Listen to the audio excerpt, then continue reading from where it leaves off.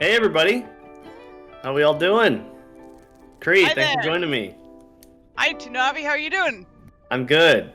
I'm very good. I'm Good. excited. Very excited for tonight. I'm Jake. I should probably introduce myself. I'm Jake.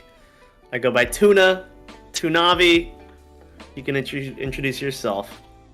Well, I'm Cree or Cree Rex, most known in the community as a occasional Outlaws cosplayer, and I'm also the community events manager for the Lone Star Vanguard. So, yay! Great cosplayer. Yes, Great I cosplayer. have done Ash and Widowmaker, both in the Outlaws gear. So yeah. And before we were friends, I walked up to you and said, I need to get my picture with you. And it took like a whole year, but we finally became friends. Yeah, I've probably taken pictures with so many people, and they don't even know who I am underneath all of the hair and the costumes and the makeup and whatnot. So, So before we get started, I think we have some events we want to talk about real quick. yeah. Cree? So upcoming, we have a joint D&D stream with Checkpoint XP, and including two of the most wanted content creators, Lord Enzo and Bust the Duck, and that will be airing June 1st. We also have the Outlaws Outpost pregame show tomorrow, Saturday, May 29th. Oh my gosh, I don't even know what day it is anymore. There will be prizes. There will be prizes. Yes, and that starts at 1 p.m. at the Outlaws Discord. So if you go to discord.gg/outlaws, you should be able to join. And yeah, we'll definitely have giveaways. We'll have questions for everyone, and it's Good giveaways. It was like full time. capacity. Yeah, it was. Well, that's because we had a limit that we didn't realize. So. Oh. I tried to get in. I couldn't even get in. Yeah, now we know. Now we know. It should be a 99-person limit, if not unlimited limit. So we won't make that mistake twice. All right, let's get into some games. We have the Mighty Ducks featuring Bust a Duck from the most wanted content creators. Get it, Mighty Ducks. I feel so silly. I didn't get that till just now. This is a freshly made team. This team just spawned. One thing Busted Duck was really evangelizing when he was trying to compete in that most wanted competition. He said, have a framed picture of Dante. And before that, I have a framed picture of Dante. Isn't that amazing? Yep. So we're gonna get started. We've got the Mighty Ducks and the Hawks. So the Mighty Ducks, what color are they? Rolling out on the Ball and Winston, it looks like. Okay. All right, so let's get into it. We've got some action on the point. It's gonna unlock in 5 seconds. Noob getting down and dirty on the point. Winston coming up and says, "This is my point." Duck got the first kill. He took out Lee in the sky on the Pharah. But unfortunately, or no, not unfortunately, the Mighty Ducks are actually taking over the point. This is going the way of the Mighty Ducks. Yeah. Noob's got a... Noob has an ult. Yeah. They put a lot of damage into the Hawks that first round, so it's no small feat that Noob has to admit. So Concentrix goes down and Busted Duck comes in to take out the Pharah. That's now Little Red has the Valkyrie online. This is looking like the Ducks fight to win here. Now the ult economy will be interesting to see. Were you going to save your ults or use them to win this fight? It looks like they're just going to hold on to them. Looks like Lee gave up on the Pharah, switched over to the Junkrat. Still not able to do what he wanted to do on the Junkrat as he goes down once again. Okay, so Leafy respawning. Now we've got Young Gun taking a big dive up to the high ground. Telepunk starting to get aggressive. A high nuke comes out. Busts a duck. Looking for a kill. He does get Concentrics. I don't know, where was the amplification, or the immortality field? But he gets another kill onto the Lucio as he is stunned. Can't do anything. Nubitron getting low, but says I'm gonna be just as aggressive as ever. And he's looking at this Zarya with the overshield to help him stay alive. Nice fight was win. a good sound barrier usage by Ize. She was able to keep up Nubitron on that Reinhardt and allowed him to swing away. Maybe Appa getting some crucial kills over at the spawn. Now Reaper trying to get up into the face of the Reinhardt. About overtime comes into play. Ryan says, I'm gonna try and get back to point, but just kind of, hugs the wall. And if that wall were a character, it would have been pretty good right there. So let's see, we're gonna look at the point. Some kills. He's hopefully trying to hard carry his team to victory, at least to get the point. Oh, but Ize didn't go without a fight, knocking Concentrics off the map. But with that, the Hawks will take over the point. Yeah, looks like the front line got either a miscommunication or what, but I still think it's funny. Totally hugged that wall. Alright, Busta Duck with the high ground, getting aggressive, looking for some headshots. Also Mahogany taking a left flank as they're going to try and take back this point. Concentrics doesn't even seem to know where the damage is coming from, and he goes down to Mahogany's tracer bomb. Now Nubitron getting bullied out of contention of the point. They're going to have to go back and regroup. Without their main healer, Trill had to burn through sound barrier, as well as Shakul had to pop the attack visor to hopefully clean up some of those kills. But I think I heard a hammer down. But Noob is dead. He probably hammered down without his team. Yeah, now this ult economy is just looking really good for the Purple Hawks. Well, they're coming up on a Primal Rage. They have the Graviton Surge. They have a Death Blossom. I would be interested to see if they're going to grab Blossom. Hopefully Ize can get her sound barrier online before that happens. Okay, so the immortality field comes out, and so does a high noon. It's gonna take out Leafy. Oh, that's a lot of kills on the Hawks, though. What Leafy did, well, it was Death Blossom Graviton Surge, but they did combo the two, so they were able to use that. But Ize did pop sound barrier, and now does not have it for this last fight. Looks like they will only have mines and pulse bomb coming up on this next fight. Oh, but Ize did get a kill onto Telepunk. The immortality field comes out for the Hawks, or the Ducks. I'm sorry. A bomb comes out onto Concentrics. That's a big kill right there. If the Ducks are gonna want to take this point back, they're gonna need to make things happen here. Nubitron with a big pin. This is looking good for the Ducks. That just might be it. Nope, it looks like Ducks will take point A. Made up for that last shatter right there. You know, you always love to see it when it goes 99-99.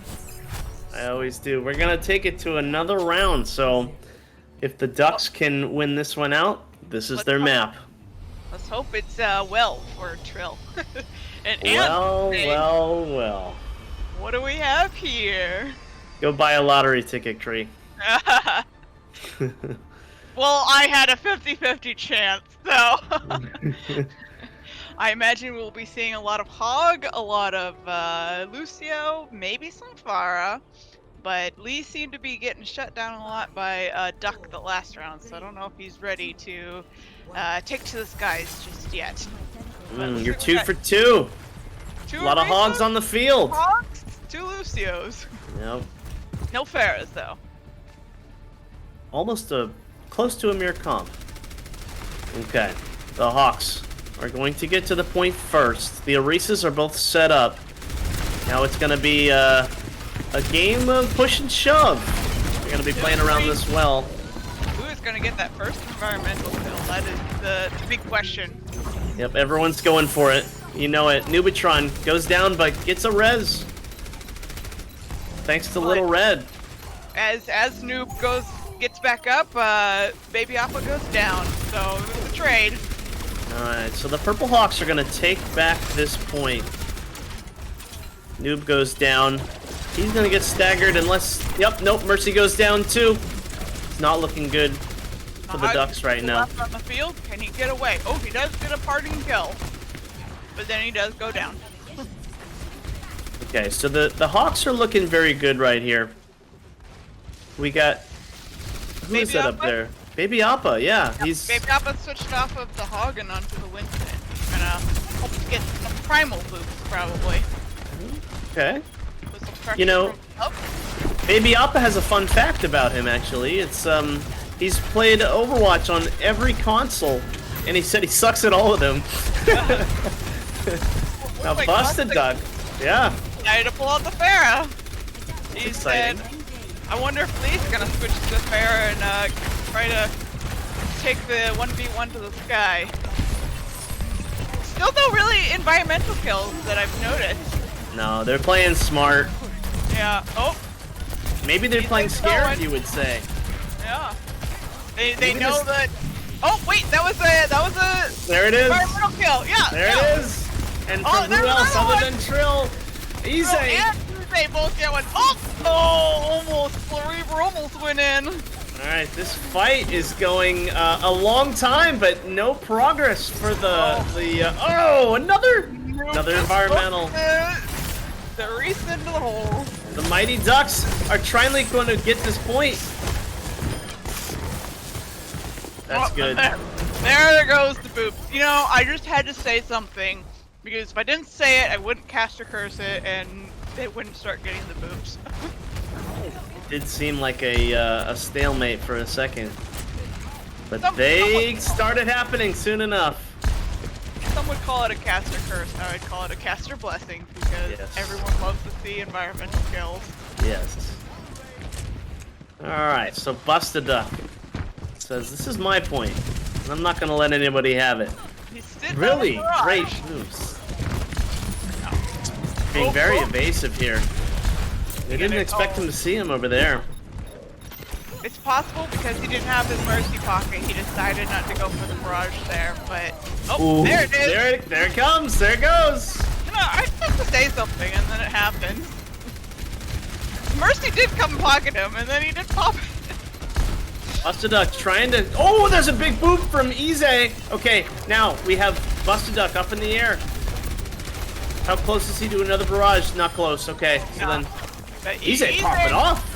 Ize staring at that Arista. She's Ooh. like, I want you to unfortify so I can knock you in. Ooh. Okay, so now we're getting close to the final fight. Oh, but someone's backcapping. Oh, the Hawks backcapped it. I believe that was true. Almost knocked Ize into the well. Wow. What an amazing backcap. Baby Alpha trying to get that primal rage. If He dies. the Mighty Ducks lose this now, they're gonna feel real bad about letting that backcap come Baby through. Alpha had the primal rage. One of my favorite ults in the game. Nubatron goes chug chug choo choo. Pulls out that Roadhog, whole hog. Going for kills in the well. Oh, there goes the Someone goes flying in there. That was the map. Oh, Lee with the big blossom getting out. The Lucio and the Hog. Busted He Duck decides to show up. Busted Duck's trying to hold his own as well, but there's only so much you can do against that attack visor. Okay, Hog bringing it back. it's a 2v2 on the point. Mercy trying to make it a 3v2, and now it's a 4v2. This is actually getting really close, folks. Here comes Busted Duck, representing the Outlaws Most Wanted. Goes down the hole and back up. Woo! Looks like Mighty Duck should flip this. Busted Duck! That's a big boop. That's play of the game, baby. No, I think that was Ize's kill, a boop, but Oh, you Duck think he just the, got the... Yep, Yeah. I think Buster Duck hit the rocket just in time and was able to steal that kill from Ise. Poor Not that anyone's Lucio's. angry. What a thankless job. Okay. Oh, well, as Ise. long as we get to play, you know, DPS Lucio and Helios, I'm pretty sure they're happy. Ooh. Leafy goes down. Here comes that immortality field. Who will it save? Who will get booped? It's a 1v1. The most exciting part of the match is what we've been looking at, the two Lucios. And Trill says, nah, I'm not messing around with this one. And goes down anyway. Oh, the team is there to clean him up. And that means the Mighty Ducks Should are be the proving their name. Mighty Ducks point to take. Wow. Who's gonna get play of the game? I'm willing to bet it's Busta Busta Duck on Duck. Farah with Busta that Duck. golden boop. Easily. Oh! No! Wow! I'm surprised. We got Zarya play of the game. No, this is well. They took the point back from the Mighty Ducks in the first place. Ah, there it was. The ultimate shutdown by Telepunk. Did it really go 0 to 99 at the end there? Yeah, it was 099. Ise with the 4 environmental kills. She's, Wow. Coming to play to show Trill, you're not the only Lucio that can play on Ilios well. Yeah, I know, that's true. Wow, the comebacks were pretty good there. Yeah. So, I think it went like 0 to 70 and 0 to 99. yeah, it was, You gotta be able to close pretty, them off. Pretty strong game. So I believe we're gonna take a quick break. And then after that, we're going to go to, what's the next map? Is it? Kings Row. Yep, it's Kings Row. I should know this, but here's the thing. I've been looking at names and things all day. Okay, so, oh man, easy for names. But yes, Kings Row's coming up. What kind of comps do you expect to see here on Kings Row, Tuna? Well, I assume that Noob is going to be on tank, so we're going to see a lot of Ryan and Zarya from that side of things. That it looks like Ise is going to be playing tank, that Lucio, so... Oh yeah, I think Ise will be playing on the Reinhardt as well, so it'll be a Noob versus Ise, Ryan v Ryan. Okay, Noob has a lot to prove. He said he's been putting a lot of work into his Reinhardt play. So, when we come back from this break, we're going to find out on Kings Row, baby. I heard he tried unbinding his shift button and it didn't work. He was losing more games than he was winning. But, Noobtron just did get a win there, so that's always a good sign. Probably his first. Has been broken.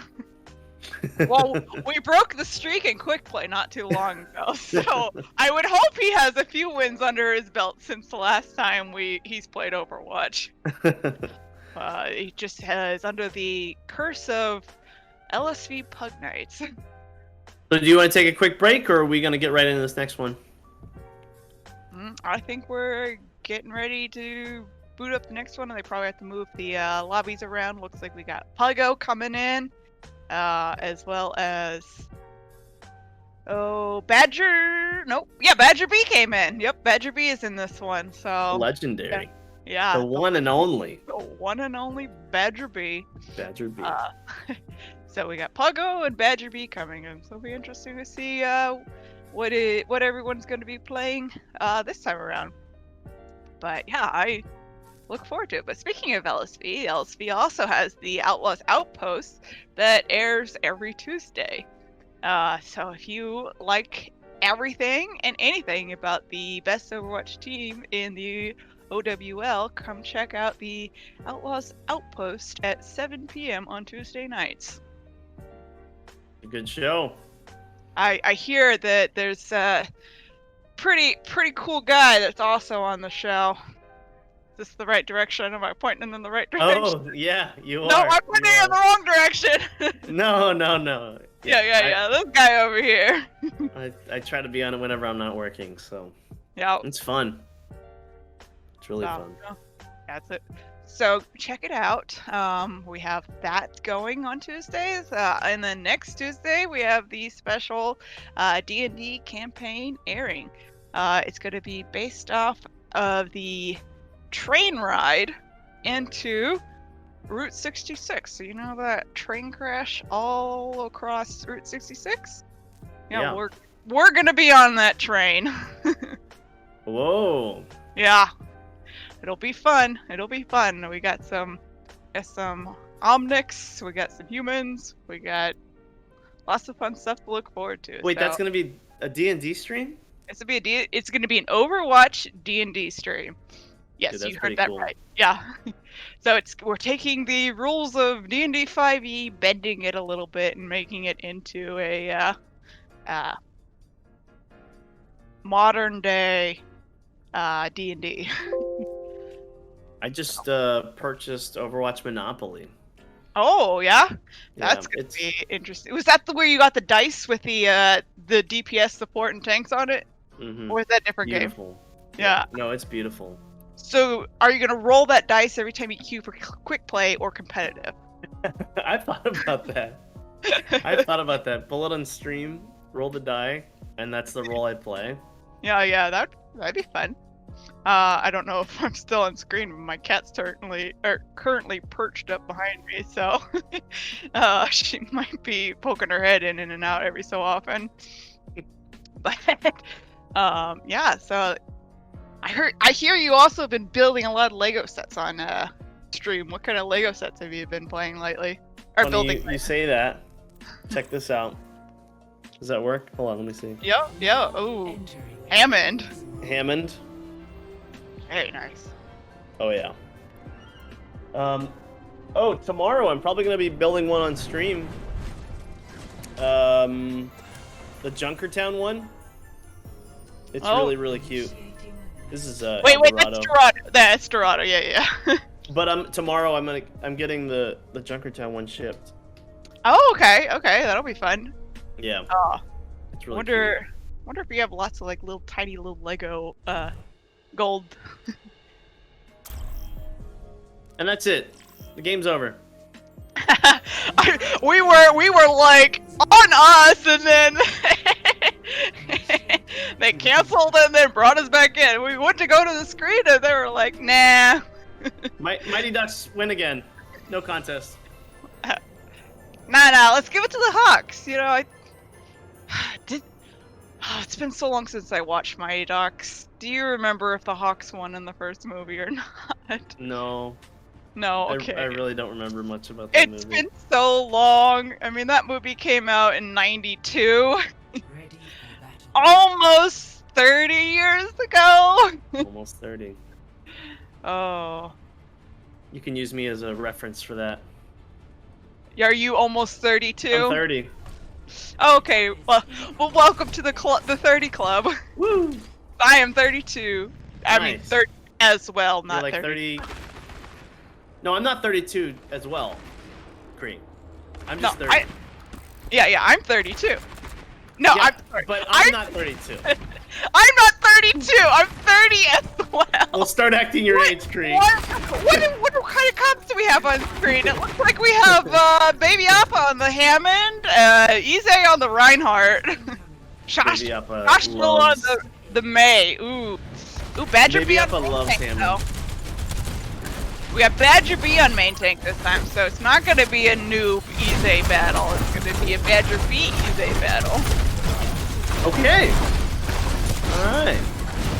Oh yeah, noob, sit this one out, I guess. Okay. Baby Appa comes down with the slam! It's a couple players low, but Badger goes down. Okay. Baby Appa coming in again, waiting for the slam, gets it off. Here comes the immortality field. Quickly goes away. Alright, Baby Appa really doing work. They don't seem to know what to do without a stun or a CC. Big shatter. They have a stun with Buster Duck, but Buster Duck just wasn't in position to get the stun off on Baby Appa. Baby Appa is just rolling around freely. Looks like got Little Red on his team too. So I mean, maybe it's just the power of Don't you Their say love, that is. No. I'd sing, but I don't want to get this channel, you know, a DMCA strike. So. Oh, Shashel pulled out the mail. Didn't quite get duck frozen and was punished immediately for it. So. Who taught this team manners? Little Red is there with the res. There's no manners on this team. It's just pure bad manners. Pure BMing. Oh man, they were just in their spawn.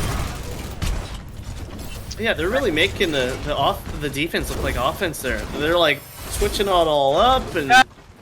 For a second, I wasn't sure who was coming out of that spawn point and who belonged and who didn't belong. Yeah. The bully is strong right now. It really is. They're pushing forward. They're adding that aggression, and it looks like they left poor old is it Puggo on the point to push it? The Trill started this fight off with a big Ana play. 2 kills from the Ana. You'd love to see it. You know, now we have yes. Wall coming up. Team split. They don't seem to know what to do. The amplification matrix comes out. But they did cap point B, so I mean it was kind of worth it because they got a couple ults out of the Mighty Ducks. So they're only working with the Deadeye right now. They're coming up on a Valkyrie and a big shatter. Nail, but here comes the shatter. Huge shatter. Puggo's back. Second shot at life. Here comes the big Diva Bomb. Is it gonna hit? It's nothing. Yeah.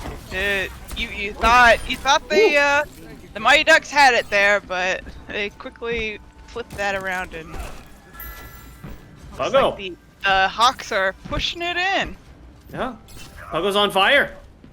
Literally. Yeah. Literally. Four big kills right there. They look like they have a male and They Velp. see him. Oh He's no, a sneaky little cowboy. Oh no, Oh! They're talking about nerfing McCree simply for reasons like this, but not yet. Big shatter comes down. Hawks. Oh, whoop. Nothing but net. 4:19 on the clock. I mean, what a number. What a number. What a number. That is, I mean, that's... They gained more time with that push. That's how fast they pushed it.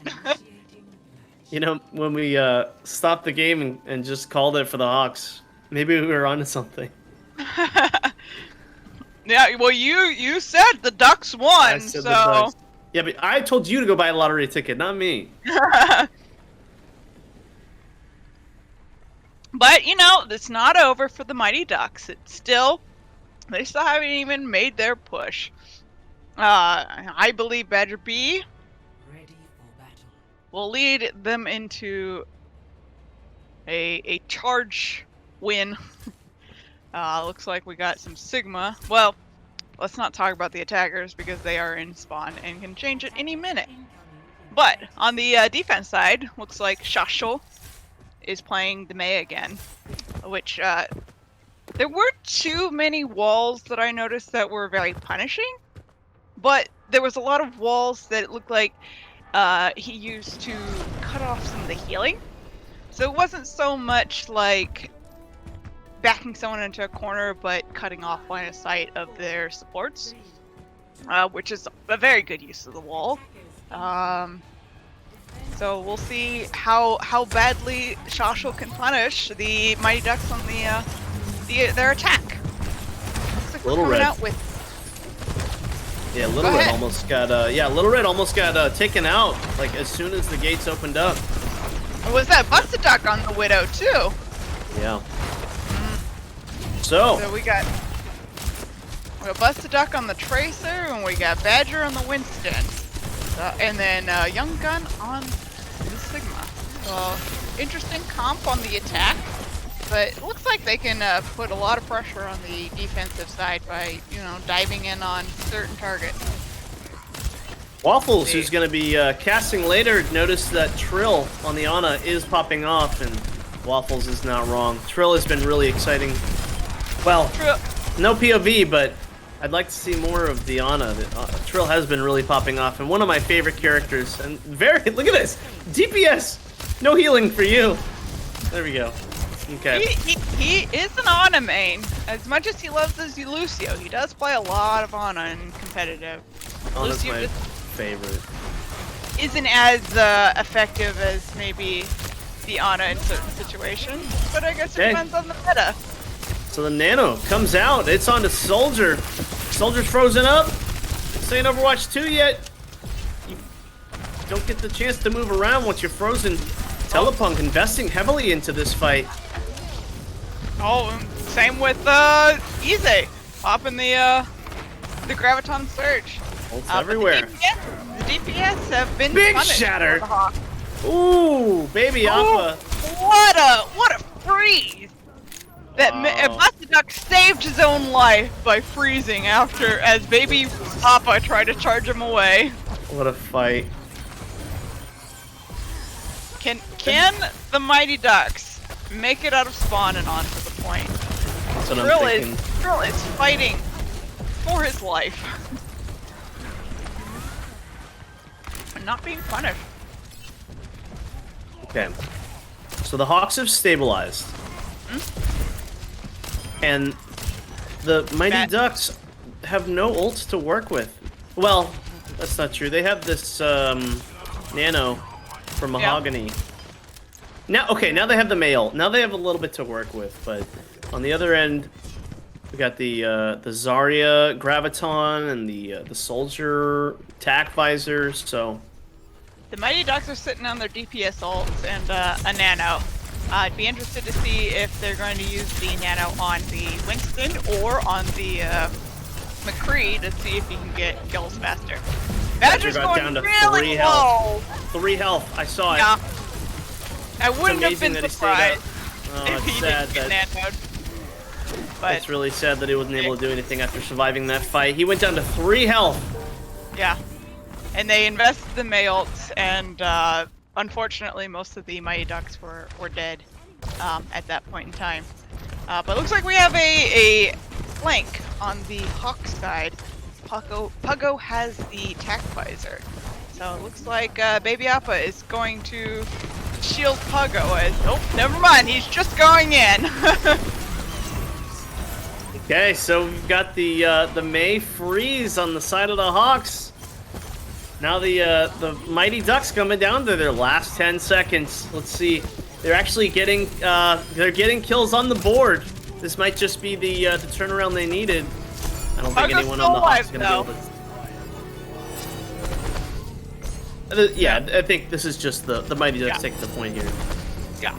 Yeah. Mighty Ducks will get the point, but Puggo still is alive. So, I mean, it could have popped off, but looks like he's going to try to retreat back to his team somehow. And Trill goes down with the long walk from spawn. Puggo has the high ground. Telepunk's looking for that fight. Will he be able to do anything, or will Puggo, Obi-Wan Kenobi him? Okay, so a Graviton Surge comes out. Telepunk nowhere near having a Transcendence to save them from it. Badger's gonna hold on. Yeah, he's gonna hold on to his ult. Badger got the kill on Baby Appa, but unfortunately the rest of his team fell in the process. So now he's gonna retreat and hold on to that ult for the next fight. Oh, there it goes. Popping it now. We get to see Buster Duck play Doom. Ooh. Not too much Doofus playing LSV Pug Night. No. Badger gets very aggressive and kind of dies on his own. Okay.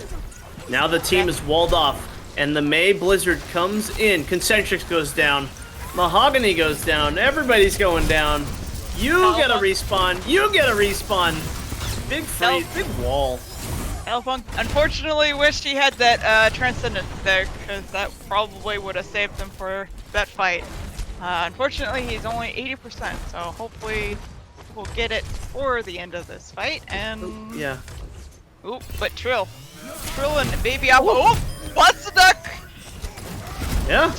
canceled his punch there somehow, but he did find them.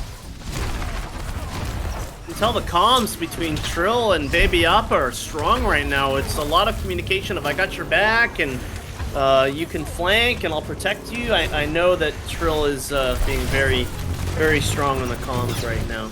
Oh, I imagine Ize's doing her part as well, because she seems to be getting those bubbles in on Baby Appa whenever he needs them. But oh, Nanoed Badger getting the kill on Baby Appa. Ooh. Mahogany pushing the payload. Let's see, can the Mighty Ducks make it to point B? You know, May's gonna have a freeze, Soldier's gonna have an ult, and Zen is nowhere near having a trans for the Mighty Ducks. I don't see a way that the Mighty Ducks are gonna be able to push through these two ults right here. There's just no way. You can still cancel May's ult. You just have to. Oh, but they're getting off the point. Oh, they just walked away from the point. That's okay. Even while you're contesting, it was hopeless. But they got half the team wiped without those two ults I was talking about. So the Hawks weren't happy about the loss of the Mighty Ducks, so they decided to bring it back and see about exacting their revenge. It does even up the score for the games tonight. Yep, so I'm not mad about it. One for the Ducks and one for the Hawks. And those were both two pretty commanding wins. They, close fights, but at the end of the day, it went 2-0 for the Mighty Ducks on Alios. And the Hawks just totally dominated on Kings Row. 3-1. Yeah. But yeah, we'll see. Oh, it looks like Nubitron's getting back in for this next match. Ah, the secret weapon. And this will be our last game we're casting together tonight. Yep, this will be the last game before the next set of games. And that's when you'll see Waffles and Nubitron, right? Or is it Stidle? I think I'm playing in the game after this. Oh, I meant who's casting after this? Is it? Oh yeah, Waffle and Nubitron. That's right.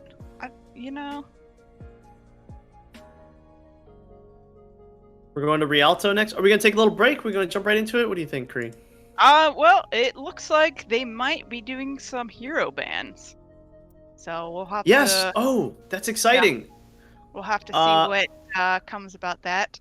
I was hoping we could do, I would like to feel like an Overwatch League player if only for a moment, but I was hoping we could match the Overwatch League's bans. I think they're going to do map-based pick'ems. So if we're going to Rialto next, who would you want to pick to be banned on Rialto? Tuna? I'd probably ban like Hog or Widow, maybe Hog, Baptiste. Widow? Baptiste? One of those three. No, maybe McCree. Maybe McCree. I'd probably ban McCree because he's so powerful right now. Yeah. Well, I guess it depends on who's on your McCree. You can't click the head. Yeah. Well, I mean, some McCrees are just really good with their flashbang and, can cause people to rage induce in the game. I can certainly attest to the numerous times where I've been flashbang fan the hammer and, not Oh, that's fun. beautiful. The way we have the maps laid out. Gorgeous. Random Monkey with a great idea in chat. Ban all the heroes. Oh, okay. That sounds like a wonderful plan. Thanks for tuning in, guys. All the heroes are banned. What would you do? Just role play? Oh, you do a D&D Overwatch themed role play, of course. I mean, that's what it is. It's D&D based Overwatch roleplay. Going down the train of Route 66 trying to deliver a package. On Tuesday, June 1st. Don't forget to tune into Tuesday, June 1st. The time is still to be determined, but Tuesday is National Tabletop Day, so we wanted to air our D&D Aw, co-stream with that's the really cute. Checkpoint XP and the most wanted content creators, Busted Duck and Lord Enzo. That's really Speaking cute. of most wanted content creators, if you tune in to the Outlaws Outpost tomorrow in the discord.gg/outlaws, you will be able to see Elusive and Ace of Spades on the pre-show with Self and Bindi. So don't forget to check out the Outlaws pre-show tomorrow at 1 p.m. CST. I have to remember CST. All right, it's time for Tuna's take while we wait for this next match. Okay. Overwatch 2, 5v5, one tank.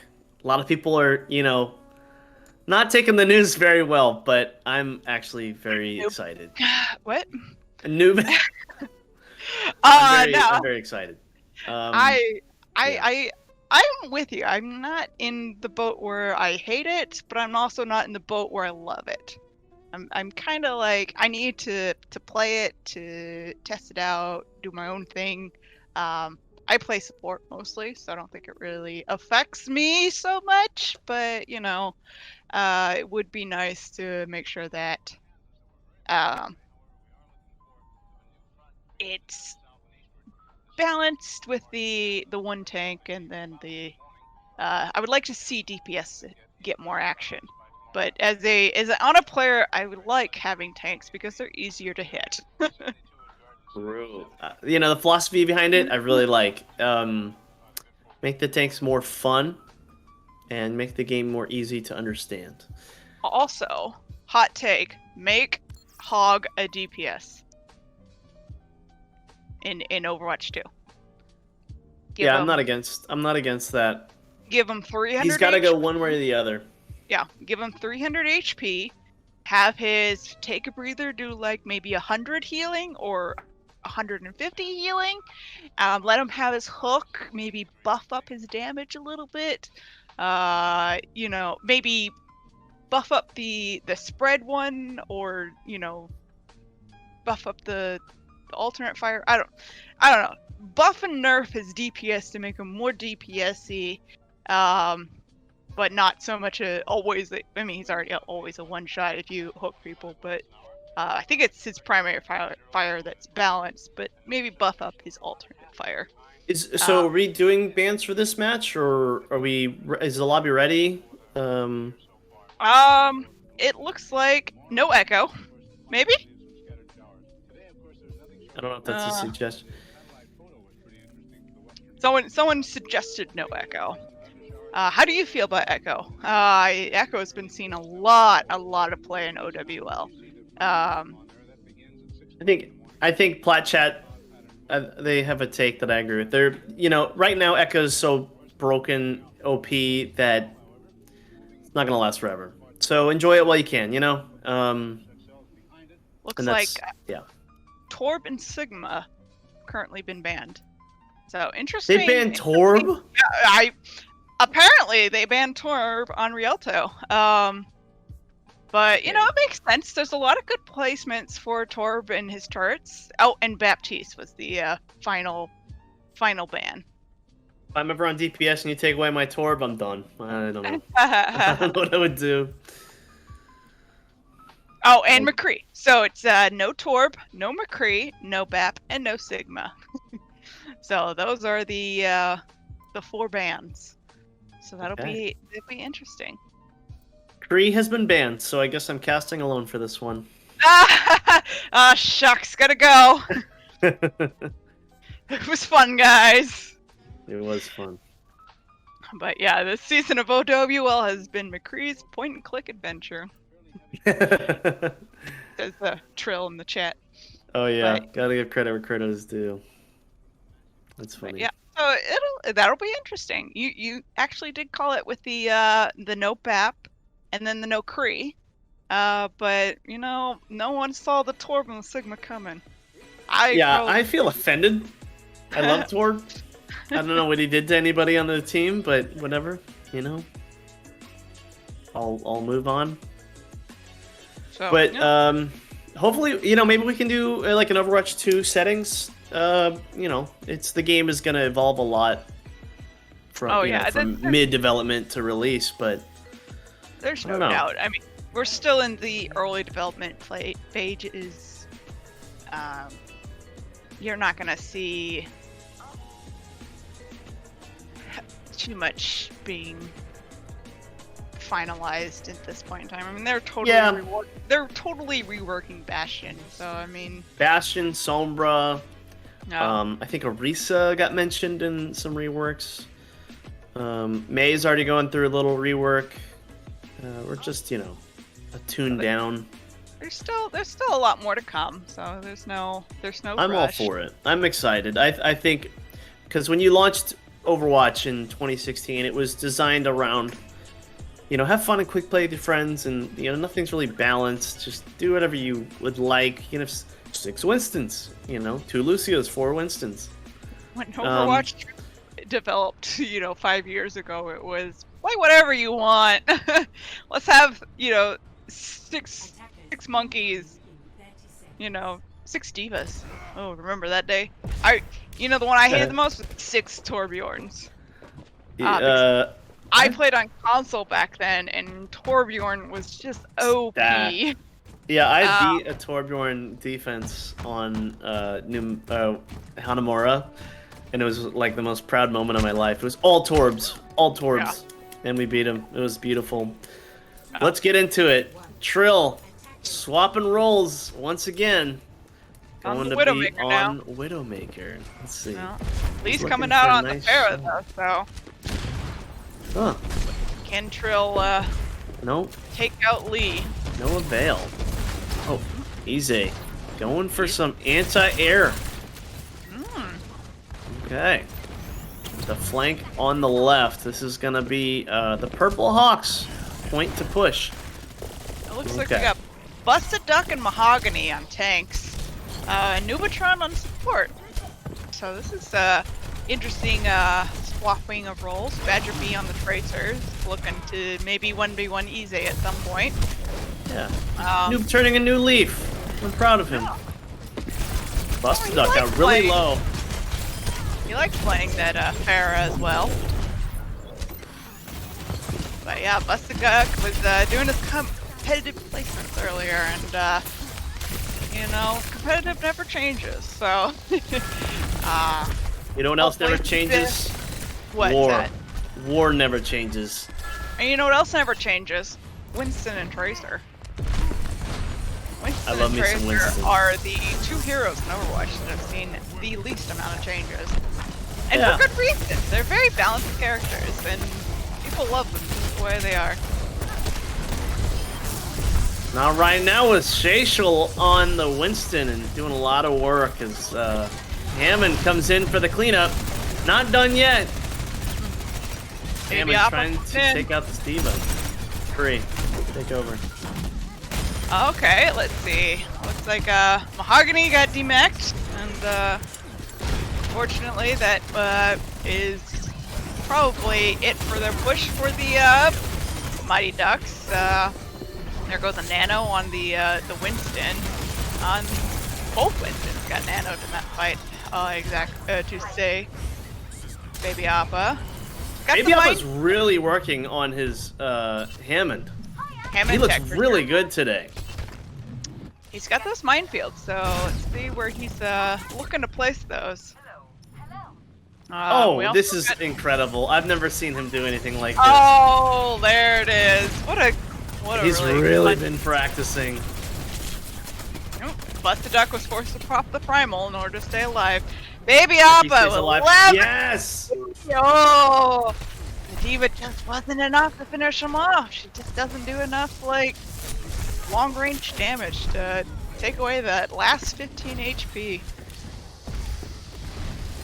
But it looks like... Hawks, Hawks are getting low.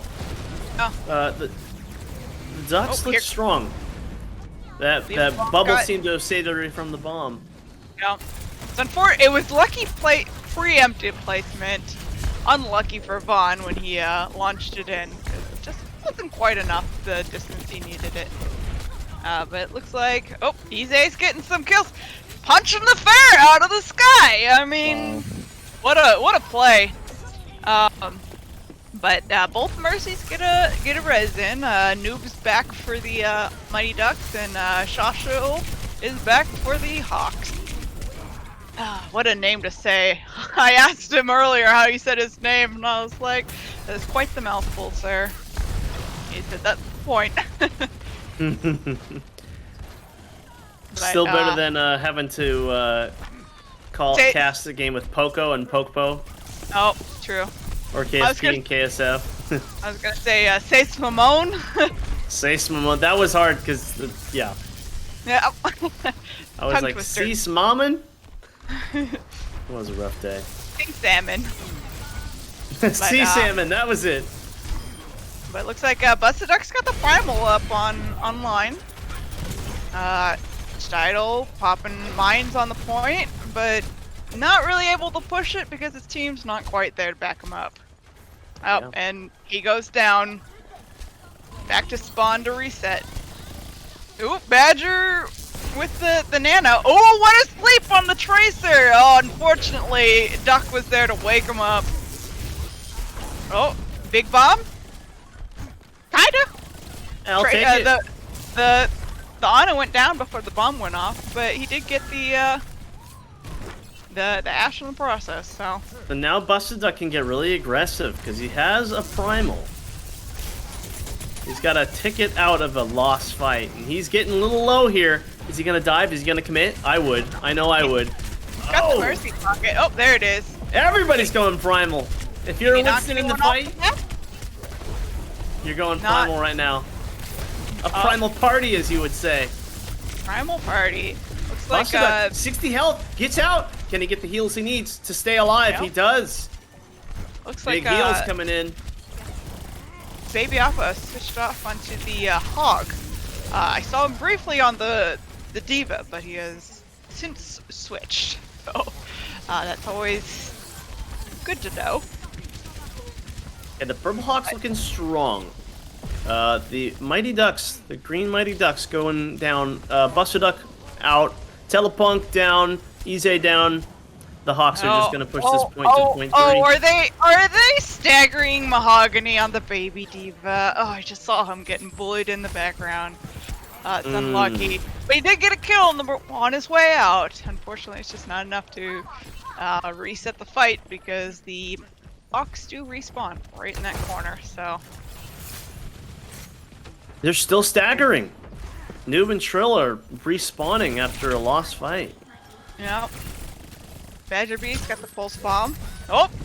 Can't use it though. What a hook by Busted Duck. And Mahogany gets the Diva kill on Little Red. Hawks are crumbling. Like the Hawks are without their supports right now. This is an opportunity for the Mighty Ducks. No. Mahogany gets taken out during that fight, but I mean, but here goes Baby Alpha with the whole hog. Might have been kind of a waste. It was a lost fight, but you know, sometimes it happens. Maybe he's switching? Nope, not switching. I kind of wish Mahogany would have gone for the remake kill. He did get res. So it would have been nice to see him try to go for the remake kill, but I also sneaky little Tracer. Busted Up getting really low. Everyone's focused on the healers. The damage misses the hook. He's at full health. There's a bob somewhere out on the field, but I don't quite see where any of the bobs ended up. So. Whew. Oh man, Busted Duck has the nano. That's scary. He's close to getting his whole hog. Oh, Ryan dropped his shield just at the last second when it got hooked, but wasn't quite enough to get the kill because he had to reload. He got a very unfortunate or he couldn't be healed by any of his teammates. No. And he was so close to getting that primal. The Mighty Ducks held for a good portion of the time, and then the Hawks were able to win that fight, and the Mighty Ducks have one last chance to flip the point. Nubatron is down early though, but they are traded with Badger, Busted Duck goes down. Trill's getting some kills on the Doomfist. Yeah, seems that Leafy evaded the whole hog.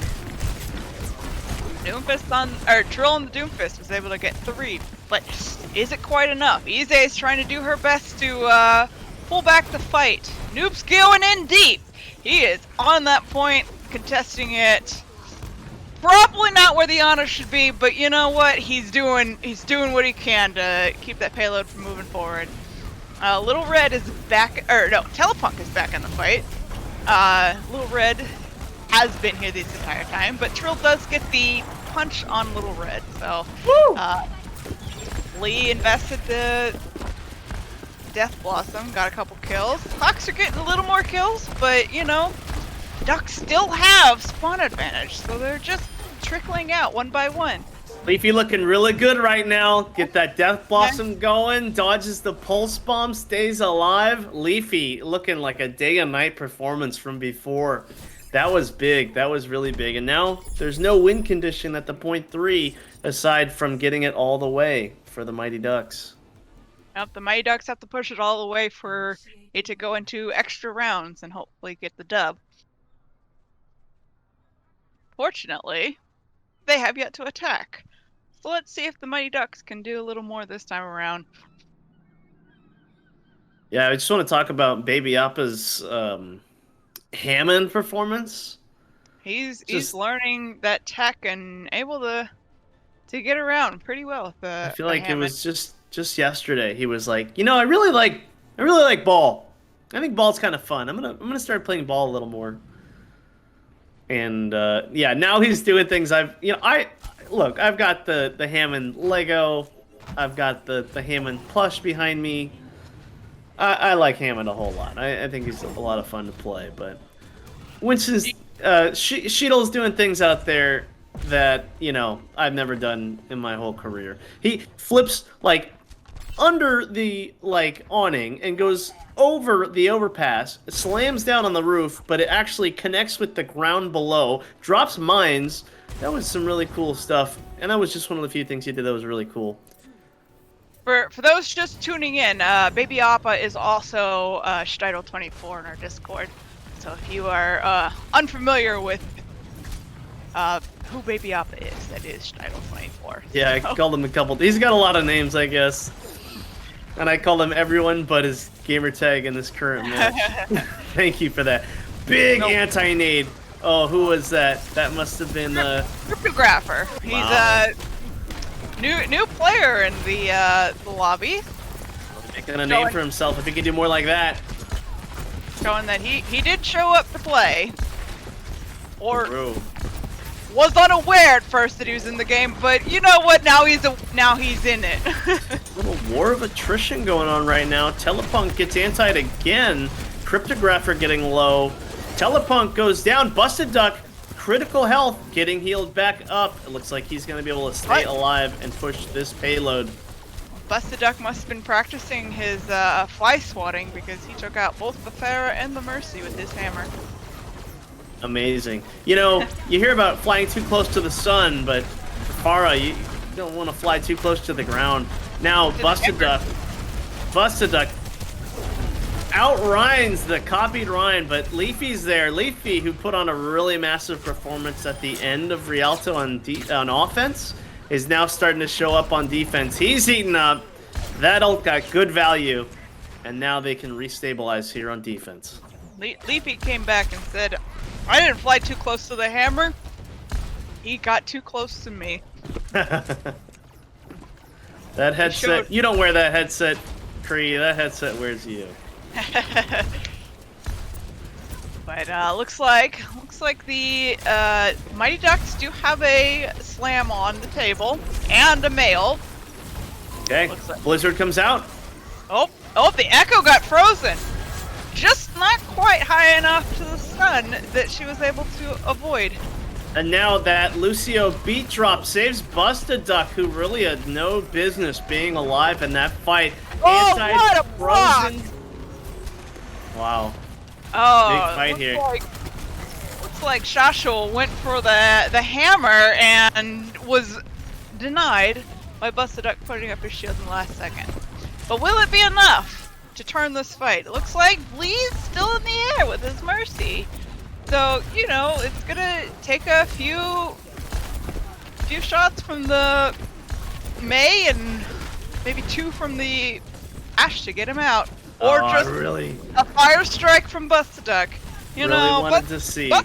Bustaduck is just anti-air. You know, Yeah, you would think, not something you expect, no. I mean, ducks do fly, so, you know, it doesn't matter if you're on Reinhardt, you know. Do ducks fly? You know what? Let's just talk about this later. I can't even say it.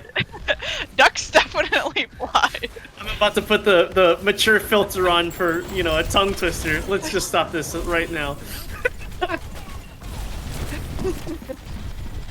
Okay, Baby Appa getting down and dirty right in their face. Evades out of the way. There's a movie about the high ground. I forget what it's called, but he's gonna go back up to it and. It's not today, Anakin. Wow. Oh, almost gets away with his mech, but that's okay. That's Mahogany okay. had Baby his Appa number. known for flying. Duck practicing his anti-air again with the Echo, but, you know, she had that copy ready to go, so, well, he had that copy ready to go, because Badger B is the one playing Echo. He had that copy ready to go, so he was able to cancel any damage by Bustaduck. Bustaduck showing why he's most wanted. Nice charge there. No. Now behind them is Diva. Diva's trying to get away with her life, but Baby Appa does have an ult, so I wonder. Oh, there it is. Here it comes. Here it comes. Is it gonna get blocked? Oh, but Telepunk gets taken out. Telepunk does Baby go Appa. down. Baby Appa did try to go for the remake kill on Duck, but Duck said not today. A lot of heals and mobility off the board, and you know potential beat drop or progression towards it is now gone. Nope. So looks like the Mighty Ducks did capture point B. So yeah, Mighty Ducks looking good. Baby Appa's getting staggered. Cryptographer says Granny's going for a swim. He did get his mech back. How long will he stay in this mech though? Yeah, but at a certain doesn't seem point, like for very long. tried to go for the Titanfall kill. Mahogany does have Baby Appa's number on that the Diva. He's always getting that last bit of damage in before he can get away. Okay, we've got Shashel. Good wall by Ize. Big grab, but no follow-up.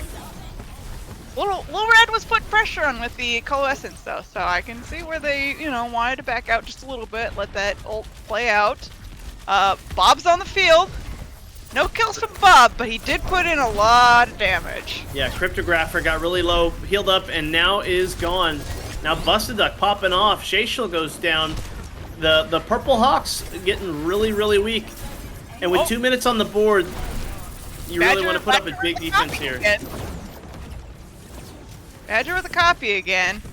Up in the air, trying to take out Bustaduck, but Ize with the anti-air icicles takes him out. Ooh, okay, shatter. That's a big shatter by Bustaduck. Baby Appa on the Hog. He was able to outlast on the Hog at the last point, but wasn't quite enough for this round. So the Hawks will have 1 minute to make a push. Their push on Rialto, and then the Mighty Ducks will have their final push with 2 minutes and 42 seconds to see if they can contest how far the Hawks can push it. Jag showing up in the chat with a team rally of Quack. Quack. That's the motto of the Mighty Ducks. Quack. The Mighty Ducks going in for blood. They did not like losing to the Hawks last round. You know, Cree, yes. I'm just gonna say it. I think I have a better Quack than you. Quack? Yeah. Well, okay. Mine's better. It's more like what they sound like. Quack. See, that was good, right? It's more like guttural. It's like, oh, man, I used to be able to do this when I was younger. where my dad likes to go duck hunting all the time, so he would try to teach me his like duck calls. Let's see. Let's see if I can get. Nope, can't do it anymore. But yeah, the best. it was a lot. But that ducks.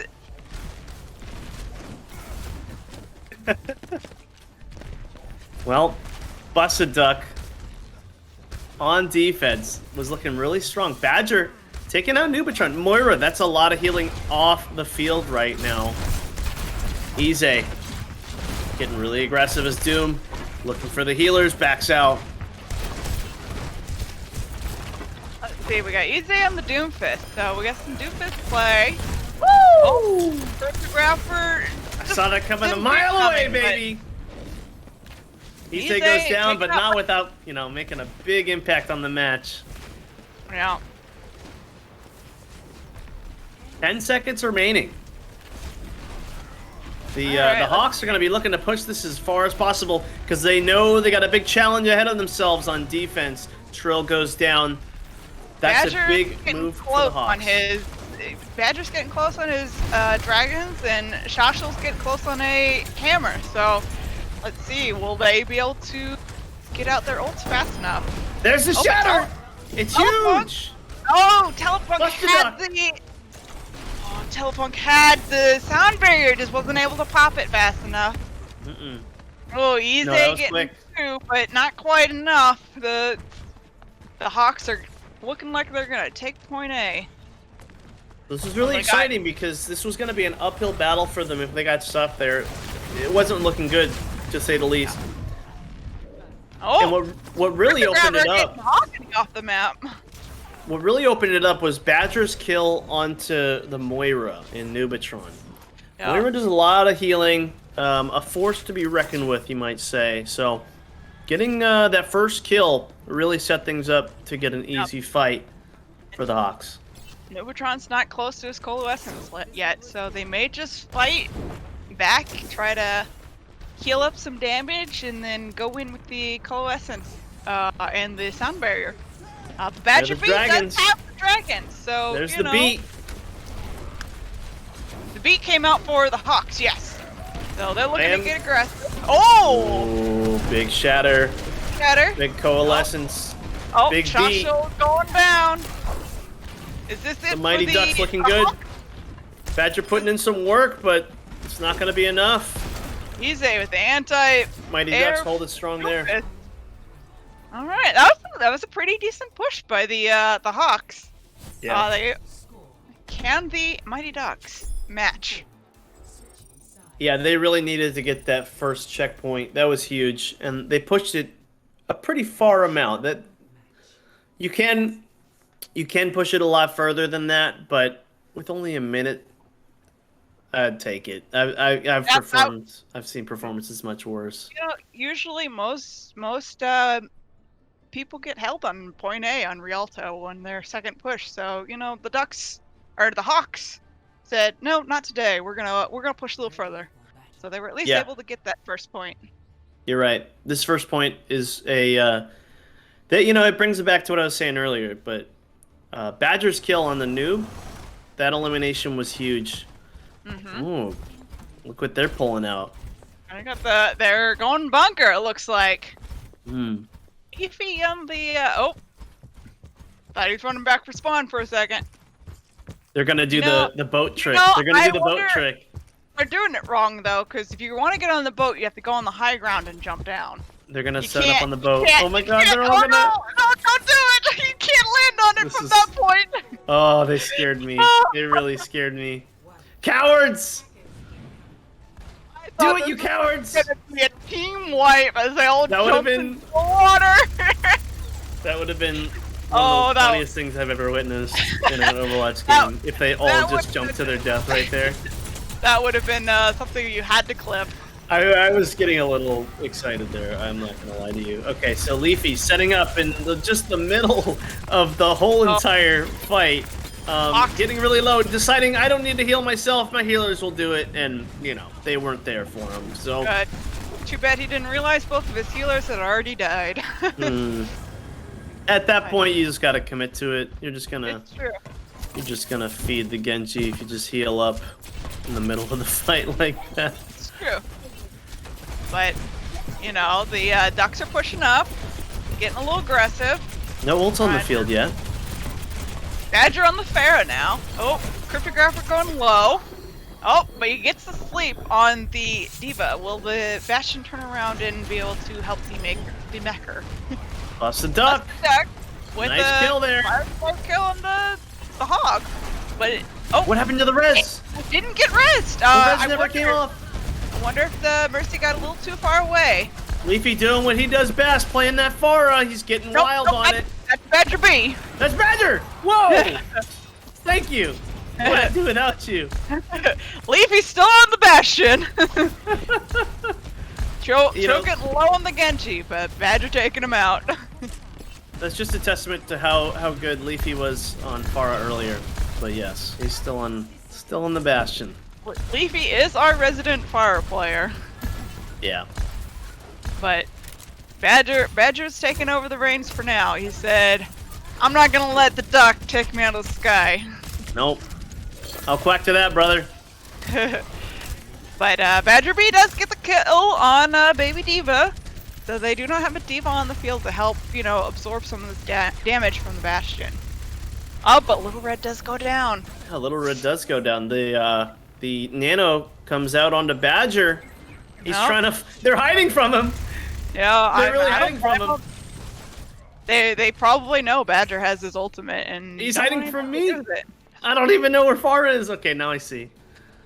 Pharah going for a right flank. Little Red coming back to spawn. Baby Appa getting the kill on teleport. There's the action. Whoa! What an attempted slam, but it looks like Nubatron's going for the big D.Va bomb on the Mercy. Yep. Well, looks like the Ducks are investing a lot of ults in this. I don't know if it's... They need to. It's do or die. It's true, but it looked like they were winning the fight without some of the ults, so, you know. Oh, just dashed away. That's all he needed. Trill once again showing he can be anti-air, even as Genji. But Trill coming across Trill, going for the Mercy, trying to take her out, but will he be able to... Oh, there he goes. Got the melee on her. They're getting close to... This is going to come down to the wire here. Yep, they got pushing this 2 payload. people on the point, 3 people, so they're pushing it as fast as they can, but Badger does take out Ize. So, if Leafy can get set up here, it's game over. He gets set up. Oh, but the deflect comes in. Leafy realizes it's not a good idea. Oh no! The D.Va absorbed all the bullets, otherwise he would have gotten the deflect kill. Wow. Oh, that was unlucky. But you know what? It's okay. Busted Duck's still showing that ducks do fly. Wow. Mighty Ducks take it. Yeah, so Mighty Ducks up 2-1 against their arch rival, the Hawks. But I think this is the end of our reign. Tuna? It's been an honor. It has been a great honor. Looks like Leafy got the play of the game as Pharah. Easy, looking like look at all those eliminations.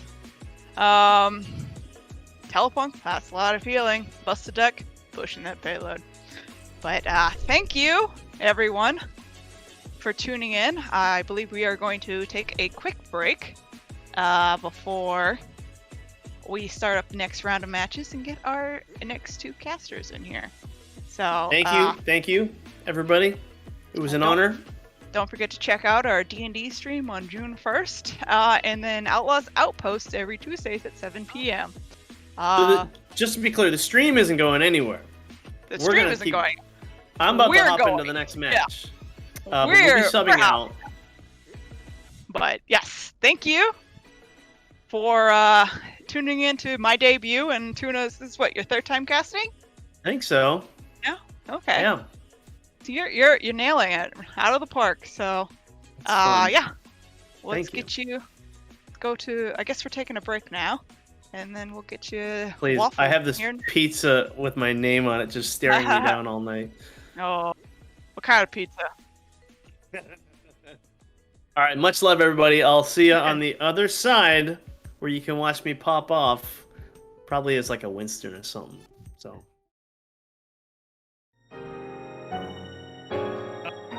Noob here. How's everyone doing? I am here joined by the lovely Waffles for Sid, who is going to be carrying me throughout this cast. Hey, how's it going? Thanks for hanging out with us tonight. Hey, thank you so much for having me. Super excited to be here. First time here at the LSV. So, looking forward to it, of course, and meeting lots of fun new people who, gotta say, you guys got some pretty great crew back here behind the scenes. Hey, I appreciate it. Thank you so much. And I hope we get to see you again. Come back and hang out with us.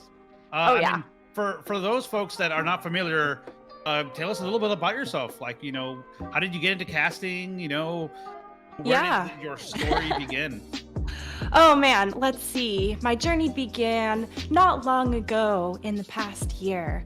I've only been casting for just a bit under a year, actually. One of my best friends and I, we both live here on the West Coast, and we, worked together, thought about trying to become a casting duo, or at least dabble a little bit in the area. And pretty much once I started it, I fell in love with it. I come from a pretty competitive athletic swimming and water polo background. And so finding something that I was like really excited to be passionate and driven about and, really grind and get better at a skill I enjoy has just been so fantastic and exciting. And honestly, this past year has been such a fantastic journey as far as growing and learning, and there's always room to improve. Yeah, no, we were just talking about how Overwatch is such a complicated game to go ahead and cast, right? Which I think is a good transition period with how there's so much going on the screen. And just recently we had the announcement that shook the Overwatch community, right? It's going from 6v6 to 5v5. How do you feel that about that as a caster? Do you feel like that's gonna help you out, or is it? Yeah, what I want to have your thoughts on that. Well, so I guess as a caster, less people means less statistics to track, right? So that's two less ultimates technically, and 6 less abilities to kind of keep your eye on and aware of. But that also goes for the players as well. I think that the changes to one tank there's so many unknowns and so many variables to really make a strong, educated guess on what that's going to be like. Overwatch has had no new content character-wise for quite a long time, and seeing that they've dropped 5v5 instead for Overwatch 2 really made me think that the devs have been doing a lot of time rebalancing the game around that and putting their work into that. So, I guess not as surprising that content is much harder to produce for the old game. Not to mention the audio and visual. When Overwatch is able to be in VR, it's going to be beautiful. Yeah. Oh, man, that Monte Carlo map has me just jaw to the ground. Just jaw to the floor. The sound will be so immersive. It'll feel like you're shooting the gun visually when you're looking through the set. I honestly think that's part of I really hope that's some of the future thoughts of the dev team way down the line. Right, Ready Player One style. Yeah. It's we're gonna get there, right? We're gonna get there. Honestly, enough? I can't wait. Yes, I love the Overwatch references during the Ready Player One movie with trailer running out. With Tracer running out there. Any gamer has an Easter egg in there. Yeah. It was just, and I love that they did modernize that movie a bit too. Didn't keep it so, quote unquote old school. They definitely threw in a bit of spice. Yeah. And here, since we're talking about trying out new things and what's new to Overwatch, we got some more hero bands this time around, right? We Oh, got man. if I'm not mistaken, I do believe we have no Ryan, no Zen, Ryan, Tracer. Genji, Tracer, Ana. Man, a lot of the the Oof. carry heroes are out of the loop here.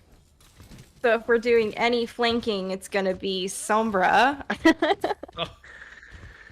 Oh, Which I really love a Sombra, I have to say. In a game where everybody's special and that's what makes you unique and powerful, having that stripped from you, uh, pretty much, caught with your pants down, more or Yeah. less. A lot of folks talk about how like, man, I hate Sombra. I mean, yes, she's a nuisance, but that's the role, right? It's to disrupt the game.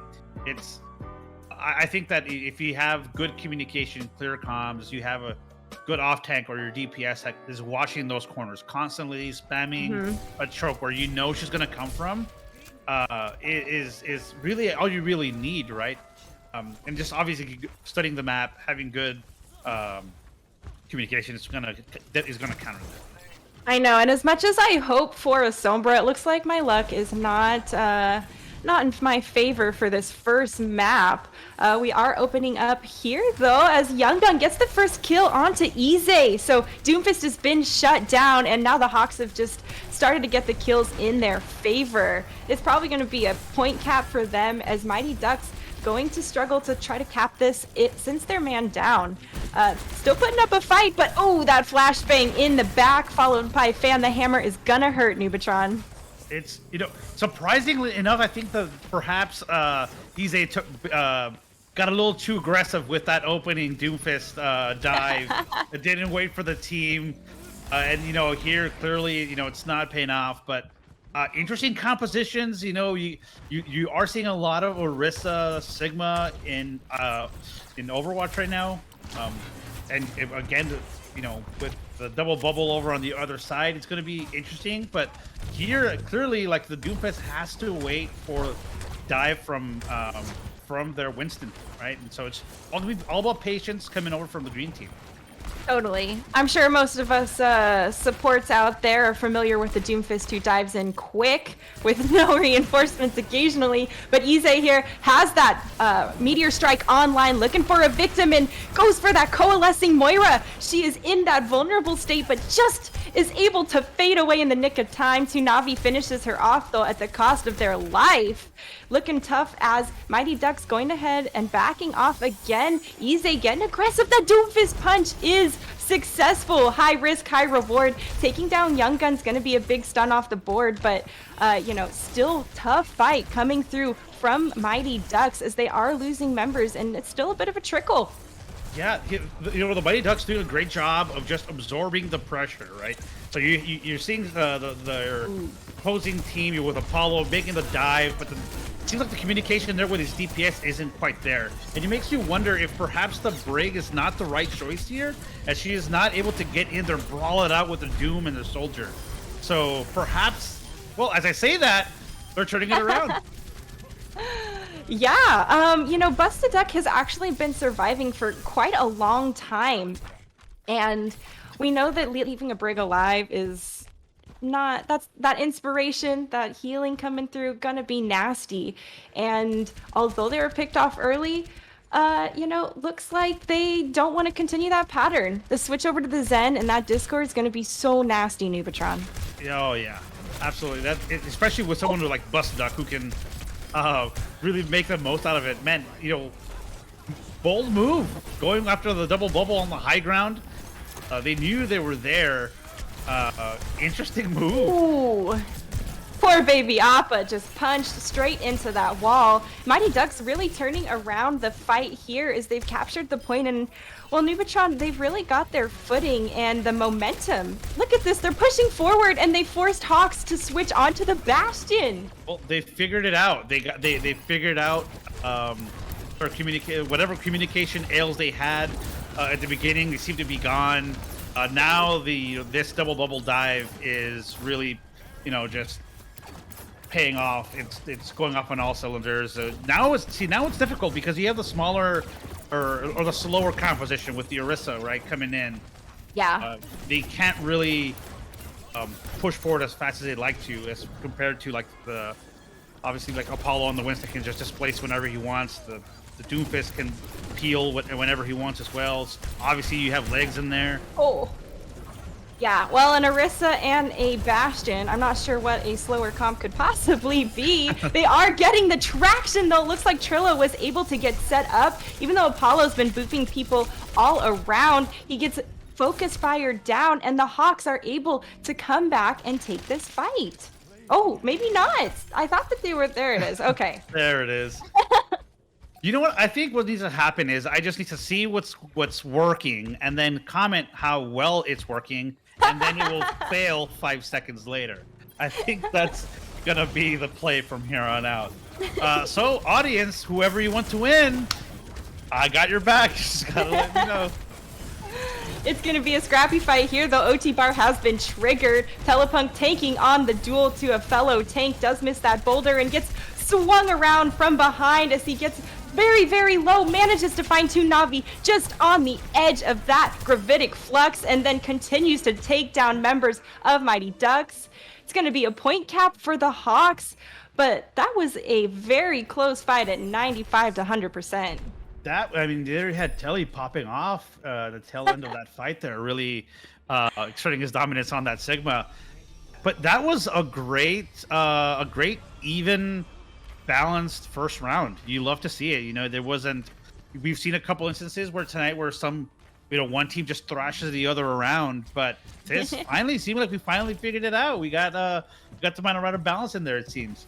I agree, and Busted Duck's switch over to that Zenyatta was just tide turning for Mighty Ducks there. That Discord being super valuable, and once everyone was on the same page, it seemed like it all fell into place for them. Here we have Apollo switching off that monkey, coming into a hog as he's gonna quickly go down here. Wow, he got annihilated. Wow, Badger B with such a great shield to block that hook. Unfortunately, though, the Hawks went for a ride off the edge. Busted Duck goes ahead and takes people down. People are going back and forth death-wise on the teams, and, well, the point has unlocked, but nobody's capped it yet. A big boop comes through from Busted Duck once again, absolutely busting a move and throwing everybody off the edge. Oh, Busted Ducks, saying, hey, can you fly? I can. Oh, as he sends people searching for gold. Wow. The point still has not been capped by either team, Nubatron. Talk about a long first fight for Mighty Ducks, essentially, as they continue to get a couple more kills. Badger B does get 1 kill onto Apollo, but Mighty Ducks has the numbers here, and Tsunavi just tickling everybody with that Tesla cannon. Oh, he's an angry monkey in a small room. Oh, boops him out of it. Oh, he got caught in a gravitic flux. Yeah. Wow, that was a good move coming through from the Hawks in response. And even though Ize, that's a big hook actually coming through from Apollo with Telepunk out of the equation, there's no way. Apollo coming in saying, "Hey, can you help me find my gold?" Hooked him right into the endless pit. Interesting. I mean, the double hog pick is always a great pick here. That bottomless pit that we just mentioned being so dangerous. I can't believe Seisha's alive after that hook. How insane! Good fadeaway coming through, but doesn't quite, make it through that last bit. Now the Hawks goes ahead and Busted Duck takes down another tank with another boop. They have got to watch out for this. That High Noon pushes him into the open. What a huge boop coming out from Kree, Nubatron. That was insane. That's got to be play of the game. The communication, knowing that they were going to peel back into that little bunker or cubby, if you will, putting them out into the Deadeye, huge. Such a big brain play coming out from Kree, just setting up Young Gun like I mean, like no tomorrow there. They do have possession of the point though, and they continue to cap it here. 2 picks already coming through from Mighty Ducks as Apollo gets another hook kill off the edge. It is fishing season for him as he gets another one as we speak. Mighty Ducks getting the kills but still don't have possession of the point. The Hawks backing off now and gonna be looking to reset. Yeah, and you look at what the Hawks have right now, and the Hawks are sitting. I mean, they got a lot working for them right now, right? They're gonna have the Gravitic Flux paired up with that Deadeye coming in and Sound Barrier. It's looking pretty good for them to be able to go ahead and retake this, but they just got to get a solid regroup. They can't overextend. They got to push together all 6. And as I mentioned that, Baby Appa getting picked off early. No, we got to regroup. You have the fuse. Apollo hooks off the map have been absolutely off the chart. That's another one. Oh my gosh. Someone please shut him down. He is just a monster here on the point. They're at 99% and all they can do is try to trickle on to contest here before letting Mighty Ducks cap this map. Apollo just an absolute force to be reckoned with Busted Duck popping that sound barrier at the end. They're going to be extremely reinforced just trying to finish off this Hammond here, but it's going to be a trickle game for the Hawks. Oh, can't get back up! He can't get back on! Okay, missed it by that much. Just barely misses that. Oh no, unlucky. Oh, and that round had it all. It had a boop into a Deadeye, and it had a hog from Minnesota. Apparently, just loving that ice fishing. Hooking everything into the well. Oh man, I if this was Elios, I would be terrified for the Hawks going up against Apollo. I'm sure that he just dominates the 12 hogs 1 hole mode. See, my question is, why can't Apollo play that good whenever we play with him? That's it's the pressure. You need to have the pressure of performing and being in that clutch situation to really, feel the need to be good, right? Yeah, I hear you. Scrappy fight though, breaking out. Oh, Apollo gets a kill, but actually goes down first. Issei gets the pick onto Baby Appa, and without a healer from the Hawks, it's going to be a tough fight. Mighty Ducks continuing to press forward and melt the members of the Hawks. Yeah, that sim pick coming in clutch, especially against that double bubble. The more bubbles there are or shields there are, it's going to benefit that sim. She'll just going to power up that microwave of hers, right? And then just make it impossible to make it come through these chokes. It's so difficult once a good sim has set up. We talk about double bubble all the time, but when we run a bunch of shields, I would love to call it Spartan Shield Wall or some kind of fun, name in that sense, since that was what their specialty was. Yeah, especially right now with the negative, double shield, this and that. Maybe a rebrand of the name could help, right? Spice it up a little bit. Spartan Shields. Spartan Shield. We can call it the Golden Phalanx, the Blue Phalanx. Something like that, Pretty good, yeah. And they get caught in the grab. Mighty Ducks, though, not scared because the sim wall is going to block so much of that damage. And, well, Apollo is continuing to be a force to be reckoned with. Another kill in the kill feed for him. And, well, Mighty Ducks were really upset about losing that first map and have decided to really set the tone for a different rest of this map. Yeah, it looks like the Hawks don't really know what to do. This is shades of Gordon Bombay back in the original Mighty Ducks movie. The first fight, they Mighty Ducks took it in the chin, but they came back around at the end of the season. And it looking so very much like that's going to happen again. Yeah, well, and it's really tough with some of these hero bans going on, right? We can't pick an Ana to shut down Apollo and his take a breather all the time with an anti or a sleeve. Tracer's not available for them to go in the backline, so they are probably more limited resource-wise than what they're used to. Concentrix goes ahead, pops the visor, and gets a kill with Ize getting another one on that front. Mighty Ducks going ahead and winning this map here. And you could have fooled me with how this ended up, right? It such an even matchup, back and forth. But let's look at the play of the game here with Busted Duck coming in. Okay, yeah, this was a nasty play. Well, many of his nasty plays. But I want to say honorable mention to Kree and her Lucio boop into, I guess it would be the Lucio boop into the high noon of her teammate. So I see that there. Definitely caught my eye. As did you, Captain Jack, over in the chat. Hey, what's up? Glad to see you here. Hey, how's it going, Captain Jack? I know him. Ooh. Yeah, he was. He casted with us earlier this year. Did a great job. How you doing, man? Glad to see you coming around.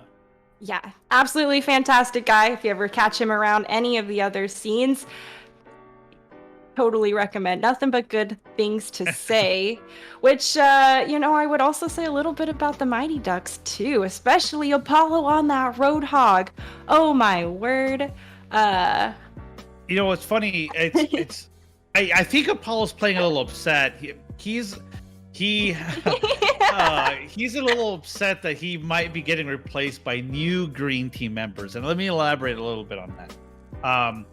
So Apollo's been part of some of our community LSV teams that we've had here in the past, and we recently put out a call to arms, if you will, of hey, we're looking to recruit some more players to go ahead and participate in our community teams.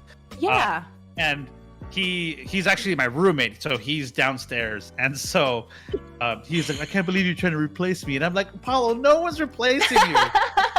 Simply, people have jobs. We need more people to kind of come in and come play some games with us, So yeah, he actually listed that as his fun fact for him. So I figured, all right, you want me to do it? I'll go ahead and I'll call it out. So, man, that I would say that a more fun fact is that he's your roommate.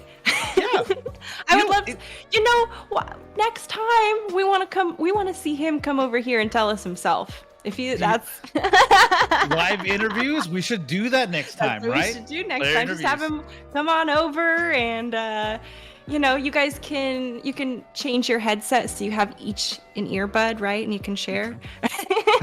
Yeah, I can come on over right now. Apollo! I'm kidding. No, I'm not doing that. No. Actually, Steidel24 or Baby Appa, who's playing in the game as well. He at one point was also my roommate. Oh. And a lot of folks know him as Steidel24. He as a fellow caster as well. Of course, yeah. He back in early Overwatch, I was playing on console PS4, and where I started too. Really? Yeah, console origins. And he used to cast my console games. So nice. I recognized his gamer tag when we started first doing watch parties for the Outlaws.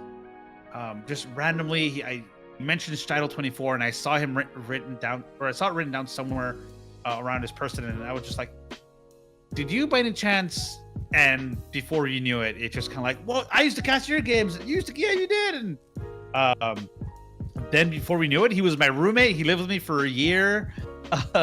Now he's living here in Austin, and he met his beautiful girlfriend, Pam, and when LSV volunteering event that we did for the Outlaws, and wow. So now, yeah, it's a lot of at some point or another, I think we've had 4 LSV members live in my house, so it's kind of one of those things where it's like, yeah, people are like, hey, I want to move to Austin. Well, all right, come on over, I got a room.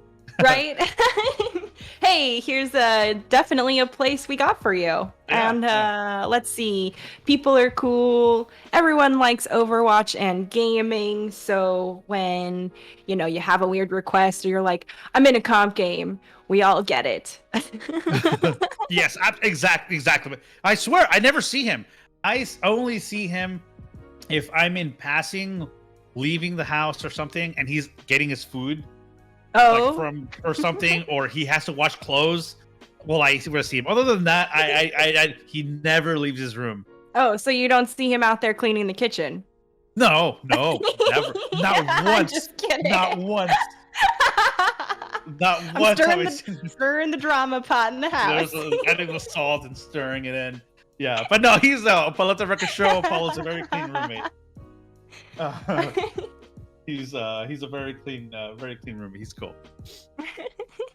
Which is a positive, right? If it was someone that was always in the kitchen and didn't clean, then we had a problem. That's true. Unless you're doing the whole, you cook, I clean thing, in which case that's a different service agreement kind of thing. Yeah.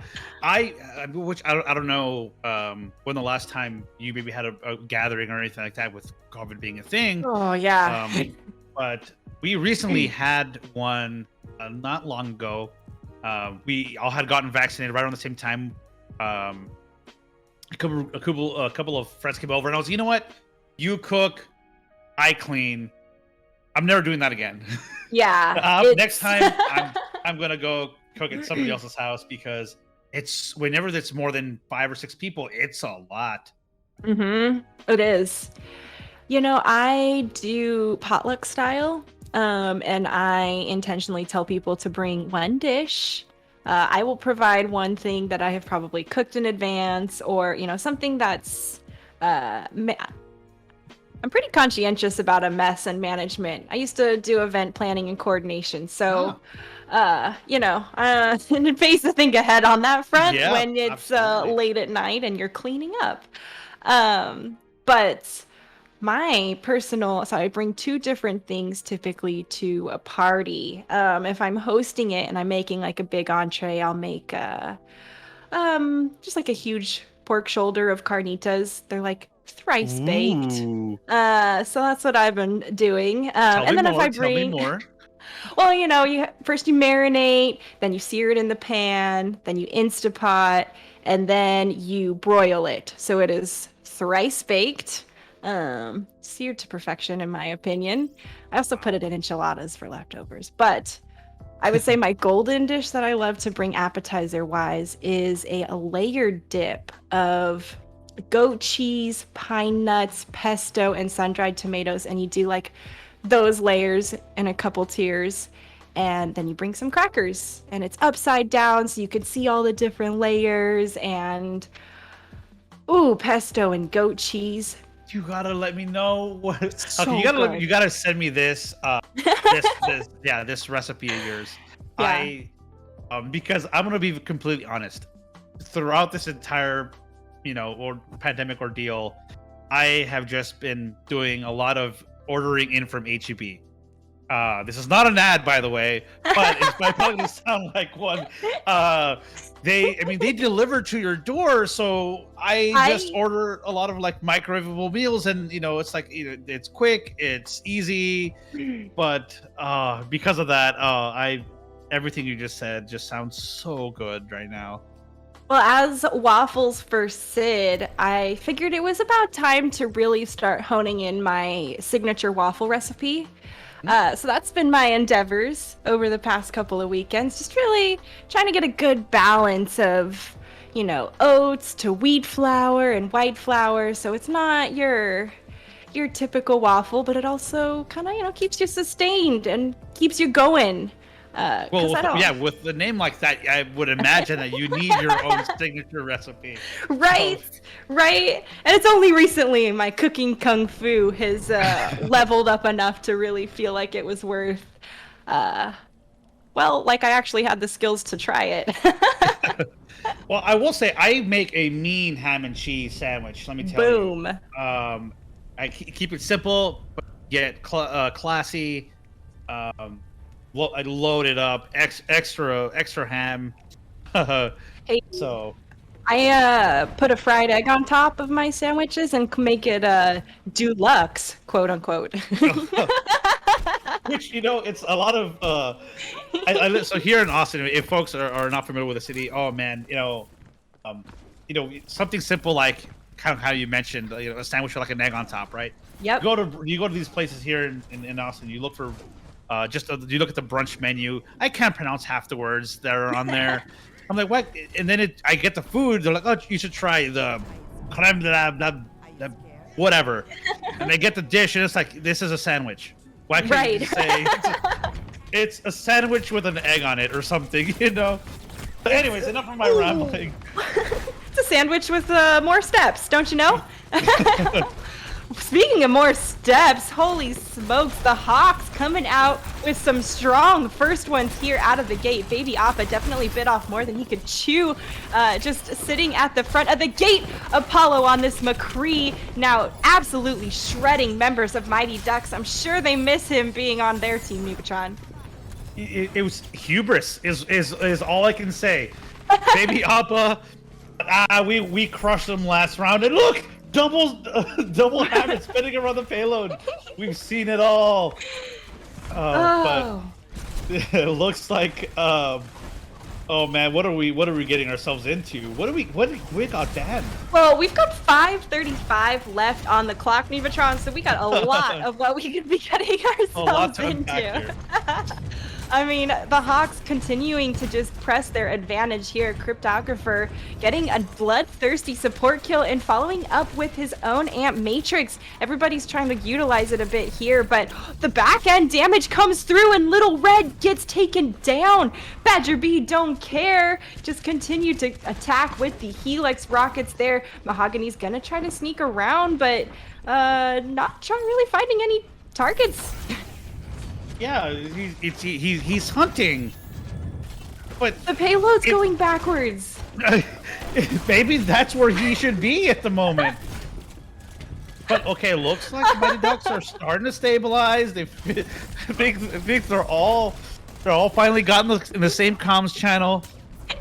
Hey guys, we are doing so great up here. We are getting all these picks at the front line. Where is everyone?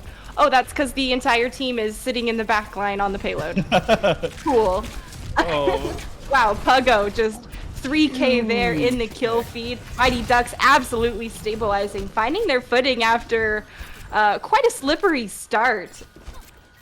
And this is really dangerous here because this allows the defense to be aggressive, potentially even spawn camp. I mean, you see it here with Puggo already kind of creeping to the back line. Man, Badger B here on the top with the visor, like shooting fish in a barrel, pretty much. The Immortality field was a bit of a stall, but thankfully Puggo was helping out and continuing to put the damage in to take it down. Hawks getting kills, though, in their favor, so Badger B wasn't able to quite get enough value that he was looking for with that visor, and, well, finally, Hawks moving the cart forward. Well, maybe not fast, but definitely making some progress. Inching along, it's finally moving. Progress. I mean, with such an impressive time back to begin with, you could afford to maybe play with your feet a little bit, right? Yeah. So I think maybe they're like, okay, all right, let's regroup. Let's put our heads together and figure out what's going on. And so obviously here, Badger got cut off. A little too aggressive there, perhaps. Yeah, Hawks doing a great job getting the payload continuing to move forward here. Heard the Earthshatter come through, and I see Tunavi went down as well, though doesn't matter because he decides that he is going to be the one getting the kills and just cleaves forward through all of the Hawks. Swinging for the fences on that one. Clean shatter. Nothing the Hawks could do about it. Oh, Tuna. Slicing them up like Tuna. Ironically enough. Right? Aggressive pin, will it pay off? Oh, and the Earthshatter grabs a whole bunch of them there in that small little area. Once again, Tuna just coming out on top and enabling his team to wipe the Hawks right off the board. Can we get an MTD in chat right now? Back to back, just complete domination by Tuna. How did This charge for the okay? Looks like Leaf learned right there. You know, fool me once, shame on you. Fool me twice. Not today, says Leaf. Although Leaf does get taken down in the end by Baby Appa. Ooh, that Helix rockets to the back from Badger B. That doesn't feel so hot coming through. But now he's getting two teamed up there up top. Has to run away because the Bap and Hammond jump up to challenge him. Mahogany gets the dual kill on to Puggo and then follows up with the pulse onto Navi. That's 2-man up for the Hawks. And Baby Appa's going to have to make some crazy magic. Watch the move! He's gone. Cryptographer. See you later, Cryptographer. Oh, and a beautiful mine coming through just as he knew Trillo was gonna swing around. Just destroys everybody with that minefield. Big brain plays coming out from Baby Appa. Definitely not a baby play there. No, but Trill, what are you doing, brother? Those were not your mines. He grappled onto the payload and just spun around. Wrong mines, wrong mines. Oh. Man, back and forth. Both these teams just kind of, dishing it out. Well, now Trillo is on that Roadhog as well, so definitely going to be a little bit of a different approach. They're going to be looking to get those hooks and the picks coming through. Good thing Tuna had the shield to try to drop and keep himself alive. Gets out by the skin of his teeth. Badger pops Mahogany in the face right there as she zips right towards him. But the Hawks have the numbers advantage. We see Badger B does have the visor online, so the real question is, how is he going to use it? And, oh my goodness, well, Baby Appa got another boop off the edge. Oh, he jumped down at the bottom, Nubatron. Oh, it makes you wonder. Badger has held onto this visor for so long that he could have had another one by now. But ironically enough, his fun fact is that he was indeed raised by wild badgers. So I wonder if perhaps the technology is too much for him at this moment, and it's not allowing him to press Q. I mean, if you're raised by badgers, the only important question is what type of badgers? They were obviously honey badgers, because Badger B didn't care. Oh man, shut him down. He waited for the right moment.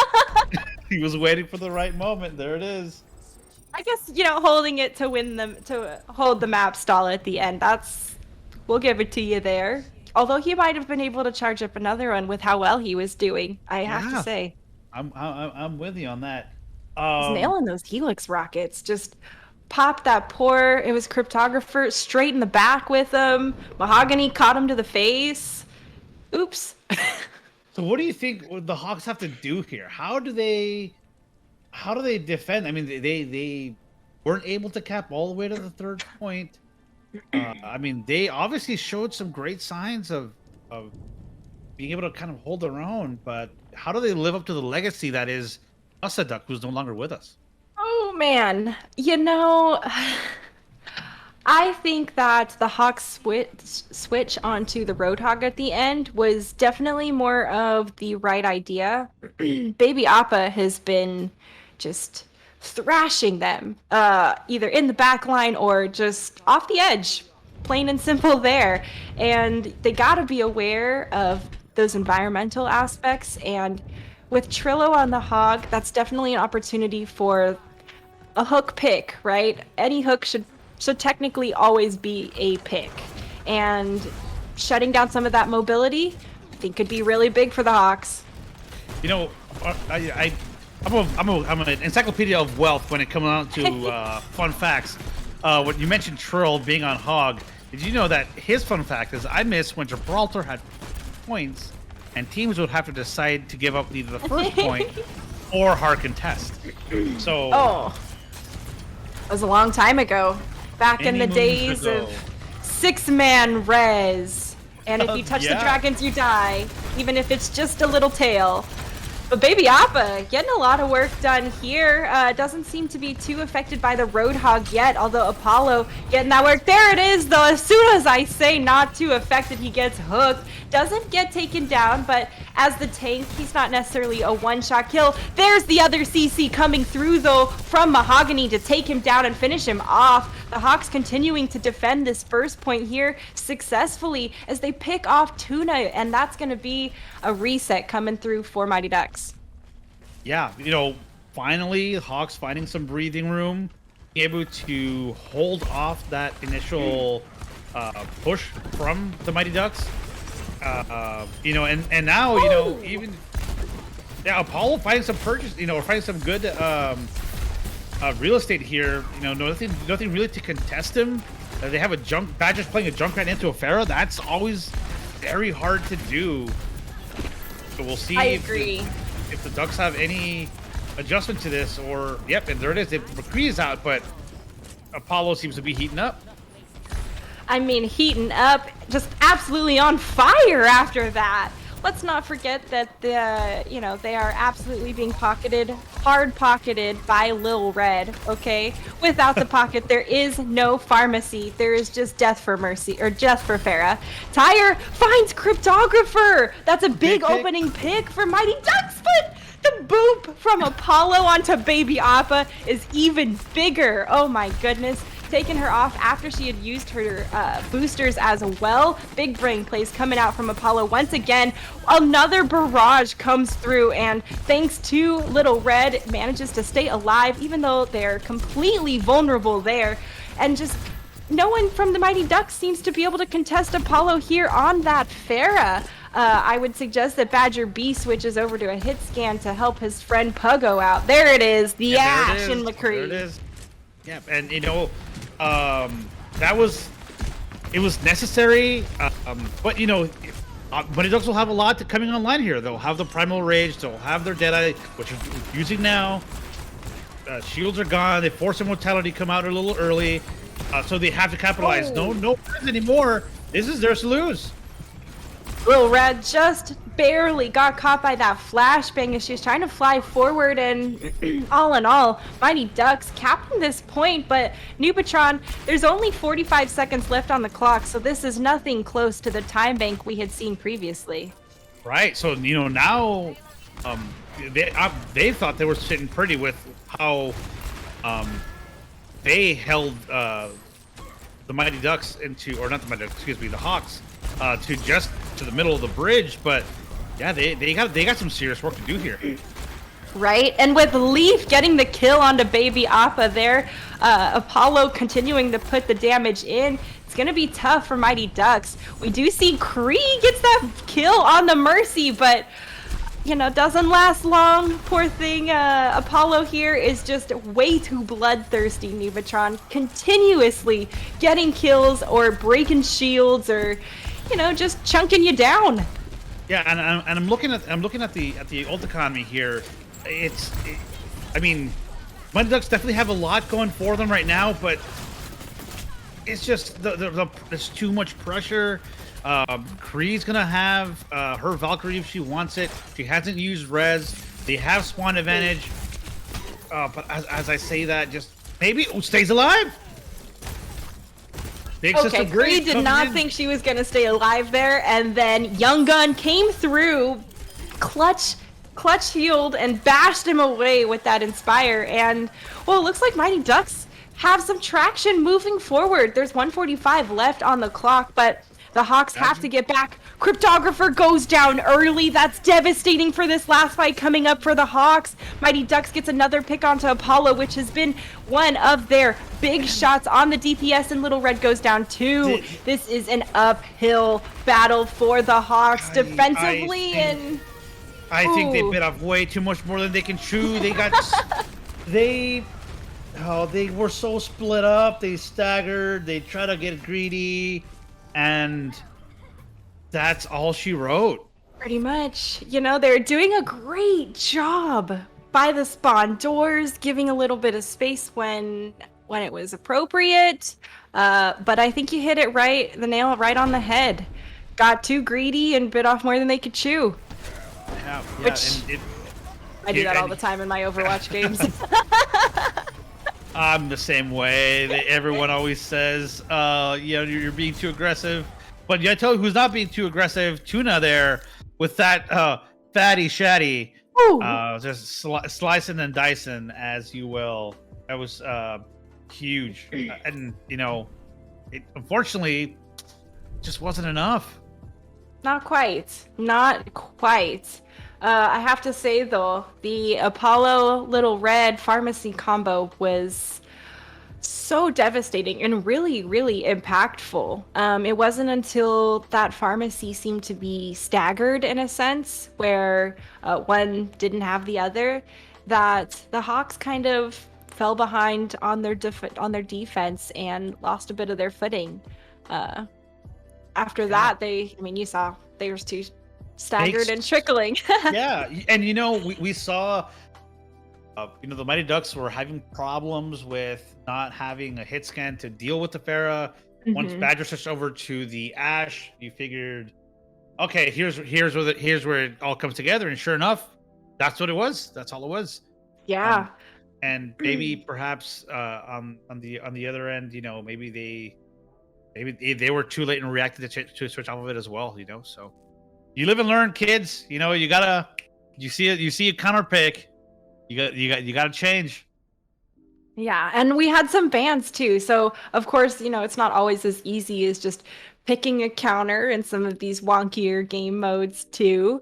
Really test your limits and sees what these players have in the tank, because normal and boring is not what's on the menu tonight. That's true. I forget that we also have all these bans that are getting or these heroes that are getting banned. So there's also that to think about, which I continuously forget. But right? Hey, what more do you expect out of an LSV Pug night where we just figure, what the hell? Let's give it a shot. Give it a Keeping it relaxed. Yeah, this is the first time we ever do this, by the way. So yeah. Well, like as far as hero bans are concerned. Oh, okay, I see. Nice. We wanted to try to do the owl thing, but we're like, well, why stop there? Let's take it a little step further. Right. Well, I think it's good too because it also forces different team comps in general, which I also like that it forces an owl as well. I think one of the early Overwatch competitive or esport Overwatch issues was the just repetitiveness of always seeing the same team comps. In traditional sports, you don't have anything like that because obviously everyone's physical differences are different team comps. But constantly seeing the same thing over and over was, let's just say, probably not the easiest to market for their marketing team. Yeah. And I really like the change-ups that we see coming through from such a high-level competitive side as well. It's a great precedent to be setting, and I don't think it's unreasonable to be expecting that these, players who make millions of dollars and who are extremely skilled are forced to show, hey, are you actually the most adaptable and most proficient and compatible with the team to play in this setting? Those bans really force people to be in a position where they may not be as comfortable, and it's not about how well you are or how good you are on your best day and your best character. It's actually about how good you are on your worst day and your worst character. Yeah, if you can't stand me at my Yi, you can't afford me at my Ha, I guess. Anyways, that was a terrible analogy. I do have something though. Apparently, Easy redeemed some channel points to ask the panel a question. Which is, Waffle, how do you hear things? I see a 3.5 mm in your mic, but you aren't wearing headphones. So, yeah, as you can see here, actually, if I turn this way, you can see it. Yeah, I just sneak it down my back. Nice and sneaky that way. Nothing too crazy. There you go. I'm magic. Yeah, just a good old shirt clip. And as you know, so kind of like back on topic of these the hero picks. Do you like the current format of just kind of, these are the most used, so we're gonna they have a higher chance of being picked, or do you feel that maybe they should go into something kind of how League of Legends does it, or some of these other, competitive esports where the players or the teams pick? What do you think that would be like? Would you be willing to try it, or do you think the current system works? So, first off, I want to say that the current system is new, like brand spanking new. Okay, Overwatch has barely had time to implement a system, let alone run enough experiments to see what actually works and doesn't work successfully. Okay, so very small sample size for them on that front, which I have to say I give them a lot of slack on that. It's a growing industry, it's new. I think that the high level players and some of the other really high level they're also content creators typically for some of these OWL teams, but they also are very well respected within the professional community as well. I think that those are the people that need to be having long discussions essentially about what bans, what it means to have a ban as well, and what the objective of that ban is, and what you're trying to essentially force team comp wise. What good is there banning popular heroes if you're still gonna, have certain styles of comps, or, the same two duos always together as far as like the Tracer Hammond or whatnot. So I think that there's a certain level of understanding of the game that comes from those people at the high levels as well, that flat players and devs can honestly never hope to comprehend or play up to. These people, they break the game sometimes when they drop new characters or change updates because they abuse patches that the devs could not conceive of, right? And that's what happens in all video games, because we gamers push things to the limit. And the opening of Overwatch workshop mode to the community just blew those doors even wider open. And I think that the intent behind the bans needs to be from someone who truly understands all those different layers, and not just the first order effect, but the second and third on other characters and elements of the game, tempo, and resources. It's a long-winded answer. Sorry about that. No, it's fine. This is great. I wasn't expecting it, which is perfect, because that's what we're here for. Asking the real questions that need to be answered. So yeah, personally, I just want to see what it would be like if the pros picked, because you are right 100% how you mentioned. I mean, they know what's meta, what's not, right? So they know what's gonna get banned, what's not gonna get banned, what's gonna get counter banned. So they also know why it's meta, and I think that that's the big thing. I always wonder about, do these devs always understand every little bit of why, right? These coaches, you see the quality of teams these coaches can produce as well. I think that coaches would be another great example of staff involved in some of the pick phase. I think they would be a great alternative, actually, now that we talk about it. Hey, and before I forget, MI Blizzard actually just redeemed some Yallers, by the way. Our channel points are called Yallers. Oh, what we did there. And he is asking, blueberry or strawberries? You first. This is a tough one. Oh, I think because it's more of a setting. I enjoy strawberries more as a dessert, but if you were to sit blueberries and strawberries next to me, like in the middle of the day, to munch on, blueberries hands down. I thought you were gonna be like, I like strawberries in the evening for your setting. I mean, potentially. I feel it. No, I am. Bitter blueberries are not my cup of tea. I'll eat like 3 of them. Just 4, actually. 4 blueberries for Sid. Exactly 4. No more, no less. That's the maximum bitterness I can handle.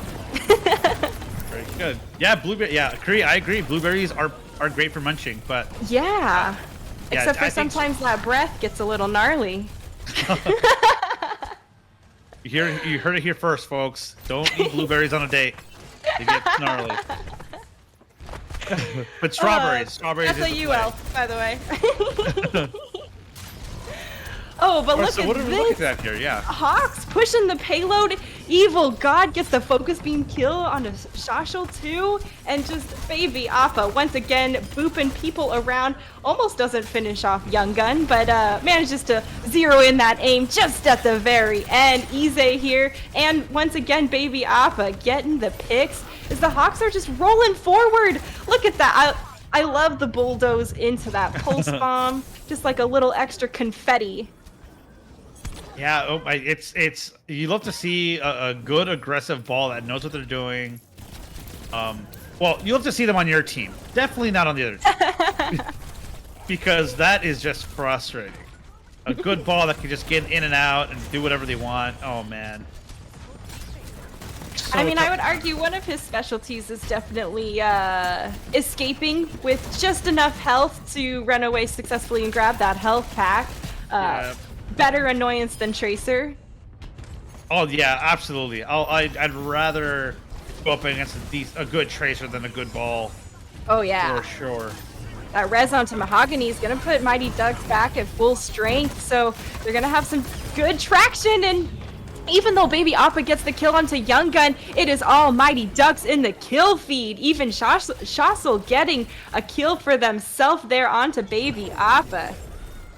Oh, Mahogany, I think, just self-killed on the pulse bomb. Oh no. You can't recall out of that one, bud. I'm sorry. Maybe recalled into it. Oh, did he? Is that what it was? I don't know. Oh man, but Apollo, pressured down and then taken down right after that. Hawks continuing to roll this payload forward, 3:38 on the clock, and with that double kill pulse bomb onto both supports, Nubatron, Mighty Ducks is going to be sent regrouping. They are rolling. It's not slowed down at all. And that's easy. He's just chilling went out for drinks. Hey, I need a quick siesta. Hold on one sec. Looks like the siesta though came back to bite him because Apollo did get a kill there. Now it's going back and forth though. It's Evil God and Puggo all in this kill feed here as Hawks continues to roll the payload forward, and that second point cap is gonna be there. We have 4:20 left on the clock. That is a blazing pace. I don't understand any of what that reference meant, but yeah, it looks like just Ize and Evil and Puggo and Badger. This is a stacked team, y'all. Evil God has played with the LSV competitive team before. He is an absolute monster on DPS. Ize coming in a little bit newer to the scene, but from what we've seen tonight and previous Plug nights, kind of pops off. Badger is a stakeholder name in the LSV. Everyone knows the man that was raised by wild badgers. And then you have Baby Appa, Winston, who's just a menace on that ball, and Puggo, who we saw in the Battle of Texas versus the Fahrenheit 214 and the Dallas Field Supporters Club. He is just a very talented player, and it just maybe a little too much here for the Mighty Ducks, unfortunately. Oh, another double K pulse bomb stick from Ize, and then he just continues to fill the kill feed with another one in his pocket from Trillo. The Hawks just turning the tides here for their favor as they are rolling the payload forward. Mighty Ducks gonna have the Grav Nano here to defend, but could be tough with the self-destruct dupe coming online soon, and that window is nasty. Yeah, no, I just don't see a way that they can answer back here. I mean, I don't understand the grab came through, but windows up.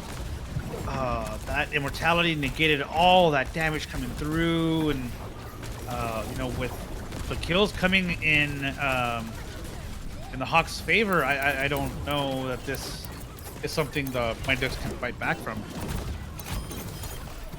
Ooh, Evil God getting the kill there onto Apollo. No one's really left here from Mighty Ducks to contest the point as it continues to move forward. Just in the last minute, there's the Brig trying to do her best to stall and keep the point alive. That Inspired coming in clutch, but oh, gets slammed down by Baby Appa. And that's going to be a round 1 completion with 2:03 left on the clock. Yeah, anytime you have a time bank entering overtime on Junkertown is huge for the offense.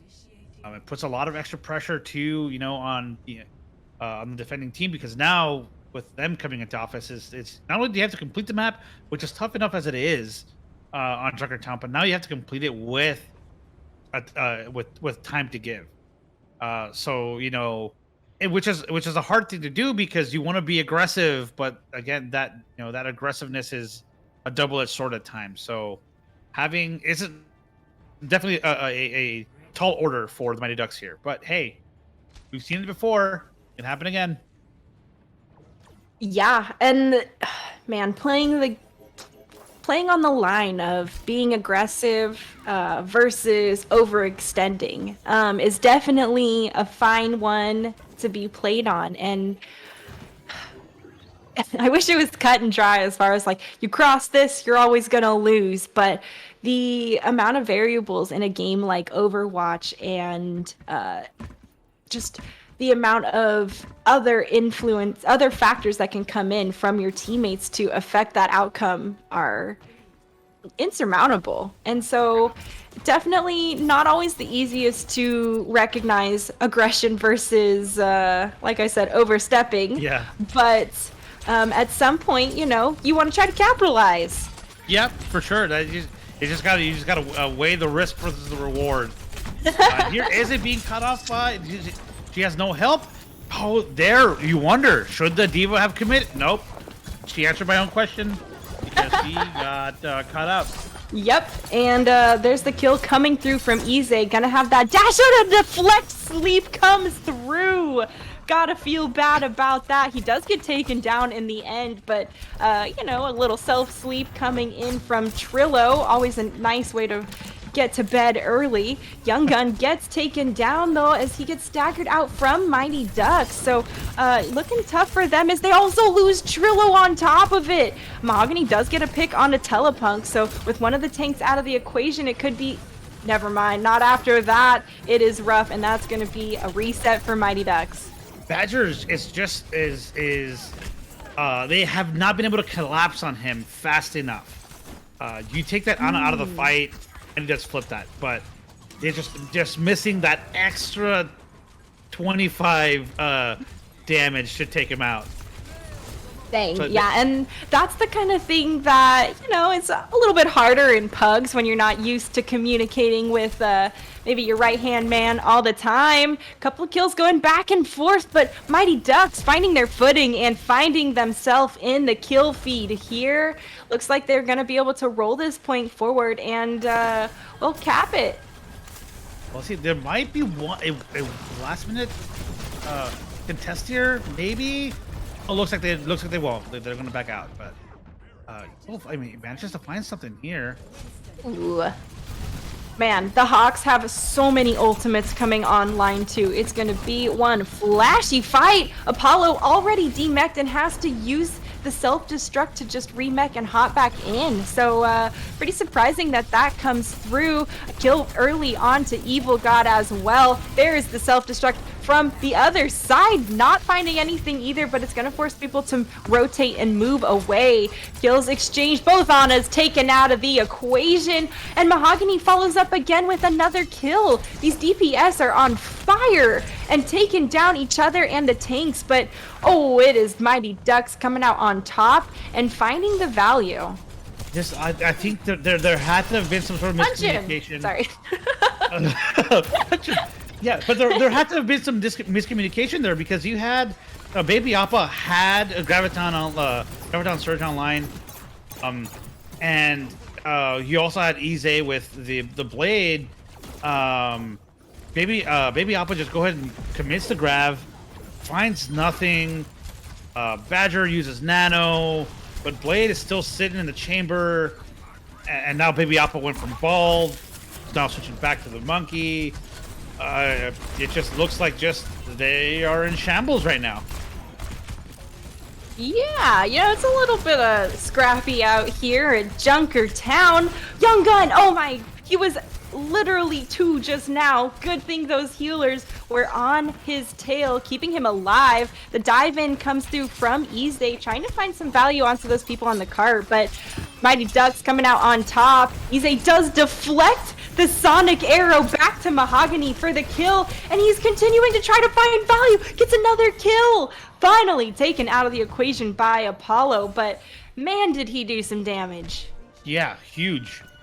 But hey, we were a little worried that maybe Mighty Ducks couldn't really follow up or commit as much as the Hawks would, but they got 346 left.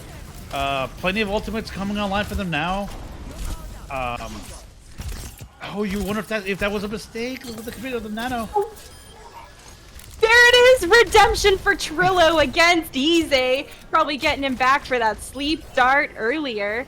Sorry about the train noise in the background. Coalescence comes through for a couple of kills there. And now the heals pocketing the tank. I guess it doesn't matter that he was being pocketed because launched the self-destruct there. Gets the squish kill onto Badger B. Mighty Ducks continuing to fill the kill feed as they are going for member after member of the Hawks. They're rolling the payload forward here, and Baby Appa, even though he was Primal Raging just gets shredded through that massive health pool. Good deflect comes through from Ize, getting that health orb for his own team, and Evil God goes ahead and punches Shashul through to the next wall. Oh no! What a beautiful sleep comes through onto the Nano Genji for Ize, just absolutely shutting him down. Not what he was looking for there, but big plays coming through from Mighty Ducks as they've rolled the point forward here. And, looks like we got a bit of a competition between these last 2 Pugs lineups because there's only a 30-second difference left on the clock. It's like Randy Marsh from South Park that just got hit. Maybe that meme where it says, "I didn't hear no bell." Just Mighty Ducks, yeah, literally coming back out swinging. You love to see it. Yeah. Wow, that last push was insane. Definitely holding true to their name. Yeah, it's this is that scene where everyone starts going the quack, quack, quack, and everyone it gets louder and louder. You love to see it. But interesting. No Sombra pick, no Widow pick, no Hog, no Zen for this map has made it so fun to watch. I agree, and I like Ize on the Genji. Not always having 100% success rate every time, but definitely putting in the pressure on that backline. There's a few characters, in my opinion, that need some form of insect skin, like a gnat. You know how gnats are annoying and they just continue to buzz at your face? Tracer, Hammond, Genji, Sombra. They need some kind of annoying bug skin, in my opinion, because that's their job, and he was doing a great job at it. I have to add Doomfist to that list because whenever you have it's just, oh my god, he comes out of nowhere, just one-shots you, there's nothing you can do, oh man. And then you think, we'll just get him a Kree and counter him. Nope. Unless he just one-punches you, right? Exactly. One punch! Which, Evil God was one punch and gets punched himself by Young Gun. Young Gun gets taken down after that as Ize on this Bastion is going to be such a nuisance. He's just going to shred through anyone who tries to walk through and have any kind of opposition. I like that he's set up a bit here farther back and, going to be much safer as soon as anyone tries to roll out. Badger B gets taken down early from Apollo, but Baby Appa takes down Mahogany The Bastion has been removed from Hawks' equation already. This is a big amount of their damage gone, and it's looking rough for them as Mighty Ducks continue to fill the kill feed. Let's not forget that both supports are there for every single kill of Young Guns. They had it. They were so close. They were 1 meter away from capping that first point. And hubris? Question mark. Badger pushing in a little too high, gets caught out by Apollo. And here we go again. That's a nasty regroup. stagger. Nasty. It's a. The audacity of Mahogany there? Oh my gosh, did he just literally try to walk up through that Orisa shield, hold the arrow, and then fire? Mahogany, there's a shield there, brother. You can't do that. Just pretty disrespectful to the opposing Orisa. Big kills coming through for the Hawks, though, as Evil God getting massive damage and value with that blade. They're going to cap that right there, but the OT bar has been triggered, Nubatron. They can't leave the point. Hey, overtime, that's to me spells out extra Overwatch, free Overwatch. I'll take it. Makes things a lot more interesting for the Mighty Ducks when it's their turn to go ahead and push. So this is just one fight territory, right? Next fight wins the map. Let's see what they do, especially with Trill having that nano coming up and Mahogany with dragons. Yeah, I mean, it's one fight territory potentially for Mighty Ducks. The Hawks want this to last as long as they can. The dragons tearing through have split them apart, but Evil God takes down Tuna in the process. That rally is reinforcing so many members of the Hawks, and, well, Apollo takes down Baby Appa. That's a big opening pick with one of the tanks out of the equation, and Badger following soon is going to be tough for the Hawks to continue moving forward. They are not at a numbers disadvantage as the kills are being exchanged. Evil God now pulling them ahead with that kill onto the Baptiste. The cart rolling forward, 3 people on it, so it is actually flying forward. Now they're trying to handle Tuna with the nano on the cart of trying to stall out, but not going to be able to take him down quite yet. He's quite a disturbance, man, doing a lot of fantastic work. Finally gets taken down though, and now Hawks continuing to get the kills in their favor and still push this cart. The OT bar has triggered. Please hide. Nice job. Oh, a close one there for Evil God. Wasn't sure if he was going to be able to skirt out of the way of that self-destruct, but with that cleanup kill, it looks like you're finally going to be able to cap that second checkpoint for a second time. Evil, the mad lad, the magician. How did he not get caught by that? He must have been just the pixel of his haircut. He got a haircut for sure. Matrix dodge. But wow, that massive blade there. Massive blade. Totally clutched it for the Hawks on this second point, and well, now big Tuna here coming through, trying to push everyone off the point. The flex has been committed by Telepunk, and Tuna gets taken down after that. The Hawks now getting the kill still in their favor. Mighty Ducks need to do something to establish themselves and regroup. Otherwise, Hawks could push this all the way to the third point. This is starting to be a little disastrous. I mean, with 2 minutes on the clock, you think, okay, great, you can definitely make a second point push, but man, you are nearly at map completion now on overtime. And those on times are a nasty extension, especially when that OT bar has been triggered. An attempt there to jump in from Tuna, but he gets booped away. Now he gets a boulder to the face on top of it as he's continuing to get aggressed and bullied there. Hawks doing a great job at staying on the point, handling Mahogany on that Bastion there, forces him away and into a safer location. They know he's a big threat. He's been nanoed. They're trying to do everything they can to enable Mahogany, but Evil God takes that blade and slices him back down to the appropriate size of a Bastion. And the Hawks continuing to aggress forward and take this space. Mighty Ducks can only trickle on, and there it is. A 6th point capped for the Hawks.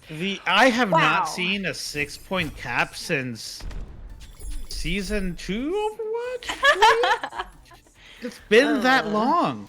Back in the glorious days of the pirate ship, right? When it was darn near impossible to stop it, but everyone almost always made that 6-point completion. It's been 84 years since we've seen it. So I mean, it's nice it's been that long for you. Just hop into one of my comp games from a couple days ago. I'm sure I got something like that. oh, I've long stopped playing comp. It's just you could start a salt factory with all the comps, all the comps going on. Yeah. But, with a push like that coming through from the Hawks, it's going to have to be pretty much the real story of the Mighty Ducks if they're going to come back to win this. A Herculean effort is needed in order to, I mean, just a monumentous effort. yes. I'd be happy to go back and forth on that all day. Yeah, I'm out. I had the one. I had the one. You go monumentous. We got an astronomical challenge ahead of them. Pirate ship though is their poison of preference for team comp. So obviously they have been set up, and well, Mahogany getting the kill. Ize goes ahead and takes down Apollo though. So surprising that he's winning that duel against that tank. Although Apollo had been chunked down pretty substantially beforehand. That pirate ship being contested, and the boulder from Telepunk absolutely crucial in dislodging and disabling Mahogany off that setup Bastion turret mode. Now it is all the Hawks in the kill feed. They're going to clean everyone up and force Mighty Ducks to reset. Oh, this is looking rough. I mean, the one thing with the pirate ship is that once you have your setup, it should be damn near impossible to get you off, but you wonder maybe there's not enough shield presence for the Bastion. Yeah, here they have the switching off, going on over to the Mei. Gonna help out that Reinhardt with that ice wall. They're trying to displace Ize off this high ground. That's what they got to do. But with that Deadeye coming through.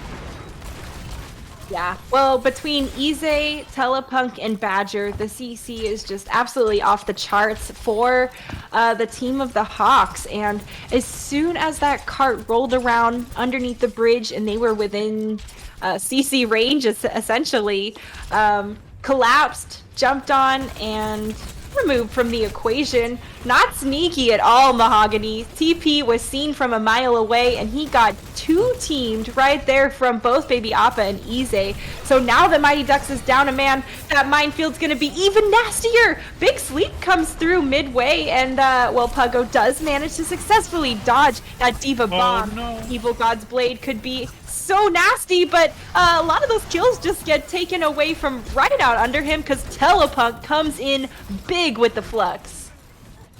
Impressive.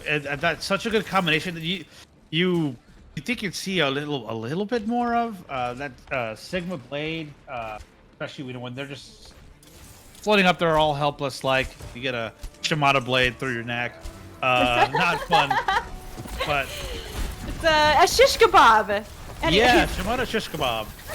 Ize and Evil God, both E's getting a lot of kills here. Badger B joining them in the feed. The Blizzard has been committed by Trillo, but Trillo goes down as a result. It is an overtime fight here. Mighty Ducks are fighting their heart out to try to stay on this point, but all in all, it is a rough uphill battle for them as the Hawks are continuing to get the kills in their favor and handle the trickles coming in from Mighty Ducks. One pick does come through from Tuna, so, always a hope there, but, with that removal, it is rough, and that's going to be a map win to close out the night for the Hawks. Yeah, Hawks get the last laugh. This isn't Mighty Ducks 2. This is Mighty Ducks 30 years later. Right. Now this is the opening match, where you see them lose and you get fired up for the return and the training montage and Exactly. Then that's where the montage starts happening, right? Right, Get out your 80s your 80s cassettes if you kids know what those are. I mean, if we're talking about anime, the whole arc is training, so True. This is true. This is true. Cue the montage music, the awesome OPAs. Yeah. Speaking of anime, are you currently watching anything? What's Oh, geez, what are you yeah. This is a rabbit hole we could really get into. I have been hunting a little bit for something kind of binge-worthy. I just finished up the Jujutsu Kaisen train that everyone was on. I was totally late to the party. Great one. Yeah. Had some really excellent fight animation, in my opinion. The way they follow the fighters through as far as from the motions and their perspective. Serious Attack on Titan season 3 opening episode vibes where Levi's running through the streets and getting chased and you feel like you're sliding around with, like I said, a rabbit hole I could get into. But do you have any recommendations? Well, I was super late to the Demon Slayer hype train, but I'm glad that I got to it when I did because I wrapped it up watching season 1 right around December. Nice. So I only waited 2 months for the movie to be released here. Oh. And actually a few of us from the LSV went to a theater in Alamo Drafthouse in San Antonio to watch the movie, which was awesome. So currently watching that. I'm all caught up on JJK. I'm all caught up on Attack on Titan. My Hero. They dropped new episodes recently. I can't get into My Hero. That's fair. That's fair. I tried. It's just I think I'm just a little maybe just kind of tired with that trope, if you will. I could say something similar about Demon Slayer for myself personally. Yeah. I was there are different elements in anime that I really value, which are primarily some of the action sequences, and I like seeing them all unfold. I don't like a lot of cuts. I like to see the back pan of all of the, obviously that's considerably more difficult on the artist. So to each their own.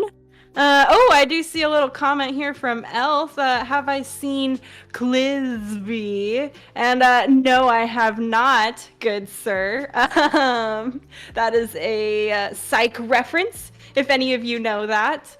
Is Waffle gonna play on After Hours Pugs? Geez, guys, it's 9:22 and it's second dinner time for me since I started at dinner time. But that's not to say that I would not be here for any of your upcoming events.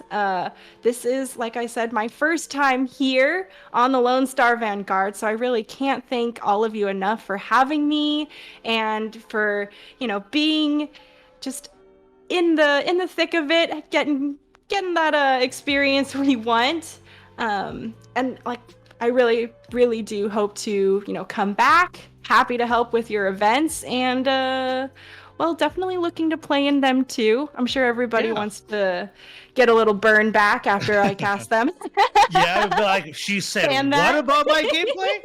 Yeah, no, but hey, no, thank you very much for coming on here, carrying me through some of this casting. I have no idea what I'm doing, as some of you may know, but no, so glad that you're here. I know some of us have kind of seen some of y'all's work with like Captain Jack and through Ignite.gg and a lot of, and I know you guys are just want to continue to perfect your craft, and would love to help however we can. Also, special thanks to MI Blizzard, who has been doing all the production behind the scenes, making sure that I have the right angle for myself. Appreciate both of you guys.